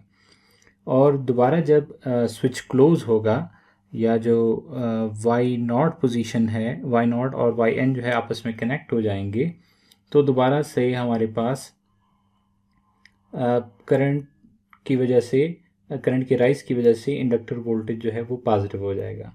तो करंट का जो पॉजिटिव स्लोप है वो वी एल को पॉजिटिव रखता है, और करंट का नेगेटिव स्लोप जो है वो वी एल को नेगेटिव रखता है। पोलैरिटी बेशक पॉजिटिव है, लेट्स से ये इंडक्टर वो करंट है, और इंडक्टर करंट की जो स्लोप है वो डिटरमिन करता है कि इंडक्टर की जो वोल्टेज है उसके क्रॉस जो वोल्टेज है वो पॉजिटिव है या नेगेटिव है। तो जब स्लोप पॉजिटिव है, जिस तरह ज़ीरो से लेके इस पॉइंट तक, तो हमारे पास क्योंकि इंडक्टर करंट जो है वो पॉजिटिव है, इस वजह से इंडक्टर वोल्टेज भी पॉजिटिव है। लेकिन जब करंट का जो स्लोप है वो नेगेटिव हो जाता है जिधर, तो उधर से आगे हमारे पास इस पॉइंट से डिकेइंग एक्सपोनेंशियल है, तो इधर से जो वोल्टेज है क्रॉस द इंडक्टर वो भी हमारे पास नेगेटिव हो जाएगा। ओके, अगर हम ये जो डैश लाइन है इसको ऑब्ज़र्व करें, तो इसमें सिर्फ ये किया गया है कि हमारे पास जो ऑफ टाइम है उसको थोड़ा सा बढ़ा दिया गया है। जो सॉलिड लाइन है उसमें ऑन टाइम और फिर थोड़ा सा ऑफ टाइम है, जबकि जो डैश लाइन है इसमें हमारे पास जो ऑफ टाइम है उसको हमने रिलेटिवली बढ़ा दिया है। तो अगर ऑफ टाइम को बढ़ा देते हैं तो उसके नतीजे में ये होगा कि हमारे पास डिकेइंग एक्सपोनेंशियल ये जो करंट है ये चलता चलता आगे ज़ीरो हो जाएगा। इसको हमने टाइम इतना दे दिया है कि ये ज़ीरो हो गया, जबकि जो पिछला केस था जिसमें हमारे पास ऑन टाइम कम ऑफ टाइम कम था, उसमें दोबारा से स्विच ऑन होने की वजह से इसी लेवल से करंट ने आगे राइज करना शुरू कर दिया। लेकिन अगर हम इसको टाइम अलाउ करते हैं कि मज़ीद आगे जाएं, ऑफ टाइम को बढ़ा देते हैं, तो फिर करंट जो है वो ज़ीरो हो जाएगा और ज़ीरो से दोबारा से ये उठेगा और राइज करेगा। तो हमारे पास ये सिचुएशन है कि वोल्टेज जो है आपको नज़र आ रही है कि वो एक बाइपोलर सिग्नल बन रहा है, और जबकि जो करंट है वो एक यूनिपोलर है, कभी राइज कर रहा है कभी फॉल कर रहा है। राइज करने की वजह से इंडक्टर वोल्टेज जो है वो हमारे पास पॉजिटिव बन रही है, और उसके डिके करने की वजह से करंट जो है कि डिके की वजह से इंडक्टर वोल्टेज जो है वो हमारे पास नेगेटिव बनता जा रहा है। ओके, अब ये एक स्लाइड जो हम दिखा रहे हैं इसमें क्या है कि जो स्विचिंग है वो हम कह रहे हैं कि बहुत फास्ट हो जाएगी।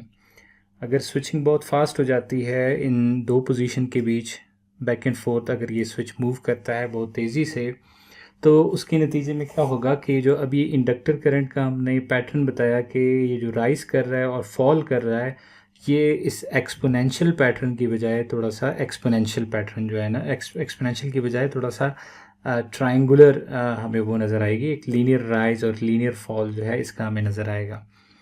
तो ये जो पैटर्न है कि अगर स्विच क्लोज होता है या वाई नॉट और वाई एस जो है ये इनका आपस में कनेक्शन हो जाता है तो ये राइज करेगा, और अगर दूसरा कनेक्शन बनता है वाई नॉट और वाई एन का तो ये करंट जो है फॉल करेगा।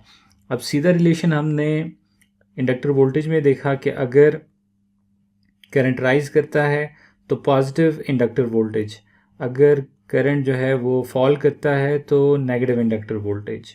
इसी तरह दोबारा से करंट राइज कर रहा है क्योंकि जो स्विच है ये यहाँ पे है, हमारे पास वाई नॉट कनेक्टेड है वाई एस पे, और यहाँ पे वाई नॉट कनेक्टेड है वाई एस पे, लेकिन इस जगह पे वाई नॉट कनेक्टेड है वाई एन के साथ। ठीक है, तो उसको हम कंट्रोल कर रहे हैं थ्रू यू कभी 1 कभी 0। तो जब 1 है तो इसका मतलब वाई एस के साथ, और जब 0 है तो इसका मतलब वाई एन के साथ कनेक्टेड है। जब वाई एस के साथ कनेक्टेड है तो आर एल सर्किट पावर कर रहा है इस आर एल सर्किट को, वी एस जो है पावर कर रहा है इस आर एल सर्किट को। लेकिन अगर यू जो है वो 0 हो जाता है तो फिर ये जो दो टर्मिनल हैं ये जस्ट आपस में कनेक्ट हो जाते हैं, और जो सोर्स है वो बीच में से हट जाता है। यहाँ पे जिस एक फिनोमेना को हम देखना चाहेंगे कि शुरू में जो राइज़ है ये ज़्यादा, इसका स्लोप ज़्यादा होगा, लेकिन जैसे जैसे हम आगे बढ़ते जाएंगे इस राइज़ का जो स्लोप है ये कम होता जाएगा, और एक साइकिल ऐसा आएगा जिसमें राइज़ और जो फॉल है इनका जो स्लोप है वो आपस में बैलेंस कर जाएंगे। और ऐसा होगा कि जहाँ से करंट स्टार्ट हुआ था वो साइकिल के एंड में उसी लेवल पे वापस आ जाएगा। जो इंडक्टर करंट है जहाँ से स्टार्ट हुआ था एक साइकिल से, उसी साइकिल के एंड पे जो है वो वही करंट अचीव हो जाएगी। मिसाल के तौर पे पहले साइकिल में अगर हम देखें तो जो इंडक्टर करंट है एट टाइम 0 और इंडक्टर करंट है एट टाइम ts, ये दोनों सेम नहीं है। इसकी वजह ये है कि जो राइज था वो ज़्यादा था और जो फॉल था वो कम था, तो इसकी वजह से जब साइकिल कंप्लीट हुआ है तो हमारे पास करंट एक हायर लेवल पे रह गया है। इसी तरह फिर से अगले साइकिल में जो राइज है वो कम होता जाएगा, फॉल जो है वो बढ़ता जाएगा और फिर हमारे पास ये आपस में लेवल हो जाएंगे। तो इस लेवल होने के बाद हम इसको कहते हैं पीरियाडिक स्टेडी स्टेट, और इसके बाद ये लेवल ही रहेंगे। अगर सोर्स जो है वो चेंज नहीं होता तो ये लेवल ही रहेंगे। जो एवरेज करंट है इंडक्टर करंट, ये डैश लाइन से रिप्रेजेंट यहाँ पे किया जा रहा है। वो सिंपली क्या होगा कि इस वोल्टेज की एवरेज वैल्यू को हम डिवाइड कर देंगे इस रेजिस्टेंस से, ये हमारे पास आ जाएगी जो एवरेज इंडक्टर करंट की वैल्यू है। तो सिंपली हम इसका जो एवरेज ले लेंगे वो कुछ यूँ ले लेंगे कि यहाँ तक हमारे पास एक साइकिल है ts, और ये जो हमारे पास ऑन टाइम है इसको मैं d टाइम्स ts कह देता हूँ। तो जो इसका एरिया है वो बनेगा vs multiply by d times ts। ये इस रेक्टेंगल का एरिया आ जाएगा जिसको हम डिवाइड कर देंगे पीरियड से, तो ये बन जाएगा हमारे पास एवरेज, pd एवरेज बन जाएगा। ts के साथ कैंसिल हो जाएगा, तो d टाइम्स vs ये एवरेज वोल्टेज हमारे पास आ जाएगी। और एवरेज वोल्टेज को अगर हम डिवाइड कर देते हैं रेजिस्टेंस से, तो ये हमारे पास जो डीसी लेवल है उसको इस तरह से रिप्रेजेंट करेंगे। और एवरेज इंडक्टर करंट जो है वो ये डैश लाइन जो है हमारे पास बन जाएगी। अब अगर ये एवरेज वैल्यू ऊपर जाती है तो मैक्सिमम जा सकती है VS/R तक। वो तभी हो सकता है कि फुल टाइम हम U को 1 कर दें, और अगर हम U को 0 कर दें तो एवरेज करंट जो है वो बिल्कुल यहाँ पे 0 पे आ जाएगा। तो इन दो लिमिट्स के बीच हम इसको चेंज कर सकते हैं इस ऑन टाइम को कंट्रोल करके। जो ऑन टाइम है इसको कंट्रोल किया जा सकता है D से, जो ड्यूटी साइकिल है इससे हम कंट्रोल कर सकते हैं। तो जो इंडक्टर वोल्टेज की वेव फॉर्म है इससे आप ऑब्जर्व करते हैं कि जिस तरह इंडक्टर करंट के बारे में बताया उसी से आप इसको डिड्यूस कर सकते हैं कि शुरू में जो इंडक्टर वोल्टेज है वो पॉजिटिव ज़्यादा है और नेगेटिव कम है, क्योंकि स्लोप जो है इसको अगर देखें तो पॉजिटिव स्लोप ज़्यादा है, नेगेटिव स्लोप जो है वो कम है। और ये जो एवरेज बनता है ये अभी पॉजिटिव बनेगा। फिर हमारा जो पॉजिटिव एरिया है ये कम होना शुरू हो जाएगा, नेगेटिव बढ़ना शुरू हो जाएगा, और पीरियाडिक स्टेडी स्टेट में क्या होगा कि पॉजिटिव एरिया और नेगेटिव एरिया बैलेंस हो जाएगा, और एवरेज जो इंडक्टर वोल्टेज है वो हमारे पास हो जाएगी इक्वल टू 0। तो ये पीरियाडिक स्टेडी स्टेट को रिप्रेजेंट करता है कि इंडक्टर वोल्टेज जैसे जैसे हम इंडक्टर करंट स्टेबिलिटी की तरफ जाएगा, पीरियाडिक स्टेडी स्टेट में इंटर होगा, उसी तरह जो इंडक्टर वोल्टेज है वो स्टेट में इंटर हो जाएगा जिसमें positive inductor voltage negative inductor voltage जो है वो बैलेंस हो जाएंगे, और उसका जो एवरेज है वो 0 के इक्वल हो जाएगा। तो पीरियाडिक स्टेडी स्टेट में एनालिसिस के लिए अगर पीरियाडिक स्टेडी स्टेट हम एज्यूम करते हैं तो बड़ा इंपॉर्टेंट है, क्योंकि अगर हम पीरियाडिक स्टेडी स्टेट में देखते हैं लेट्स से इंडक्टर वोल्टेज को starting from some t0 to some time t plus ts, let's say इस t0 से लेके t0 प्लस ts तक ये एक साइकिल हम देख रहे हैं। इसमें इंडक्टर वोल्टेज जो है उसको हम देख रहे हैं। तो ये पॉजिटिव कुछ टाइम के लिए नेगेटिव, साइकिल के कुछ हिस्से के लिए पॉजिटिव कुछ हिस्से के लिए नेगेटिव। तो इंडक्टर वोल्टेज की जगह हम सब्स्टिट्यूट कर देते हैं DIL/dt, ये dt के साथ कैंसिल हो जाएगा, और हम अब अगर इसको इंटीग्रेट करते हैं तो हमारे पास आ जाएगा IL। इसमें अगर लिमिट सब्स्टिट्यूट करते हैं IL at t0 plus ts minus IL at t0। अब अगर हमारे पास पीरियाडिक स्टेडी स्टेट है तो मैंने आपको बताया कि उसका नतीजा ये होगा कि IL एट t0 और IL एट t0, ये IL एट t0 हो गया, और ये IL at t0 plus ts, ये दोनों एग्जैक्टली सेम लेवल पे होंगे। तो अगर ये सेम लेवल पे है तो इसका मतलब एवरेज इंडक्टर वोल्टेज जो है वो हो जाएगी 0। तो एवरेज इंडक्टर वोल्टेज 0 होगी इन पीरियाडिक स्टेडी स्टेट हमारे पास, और अगर एवरेज पावर हम देखते हैं एक इंडक्टर की, ये इंस्टेंटेनियस पावर का एवरेज ले लेते हैं और inductor current IL, inductor voltage की जगह हम सब्स्टिट्यूट कर देते हैं LdIL/dt, और फिर हम जो है dt को dt के साथ कैंसिल कर देते हैं IL/dIL। अब अगर हम इसको इंटीग्रेट करते हैं तो हमारे पास आ जाएगा L/2 टाइम्स TS, पॉलिनॉमियल की इंटीग्रेशन की तरह है, IL² T0 plus TS to T0।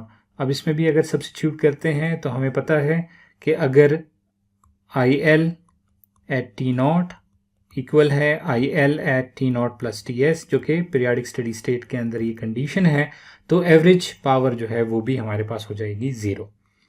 तो ये पीरियाडिक स्टडी स्टेट का जो कॉन्सेप्ट है ये हमारा बहुत यूज़फुल होगा। तो यहाँ पे वेवफॉर्म के ज़रिए शो की गई है ये इन्फॉर्मेशन के पॉजिटिव और जो नेगेटिव पावर है इंडक्टर पावर, ये हमारे पास एक दूसरे को बैलेंस कर देगी। तो अब हम कैपेसिटर को भी साथ मिला लेते हैं और इंडक्टर को एक साथ देख लेते हैं कि पीरियाडिक स्टडी स्टेट में जो इंडक्टर वोल्टेज है, average inductor voltage that is 0, और एवरेज पावर जो है inductor power that is also 0, और इसको हम कहते हैं वोल्ट सेकंड बैलेंस।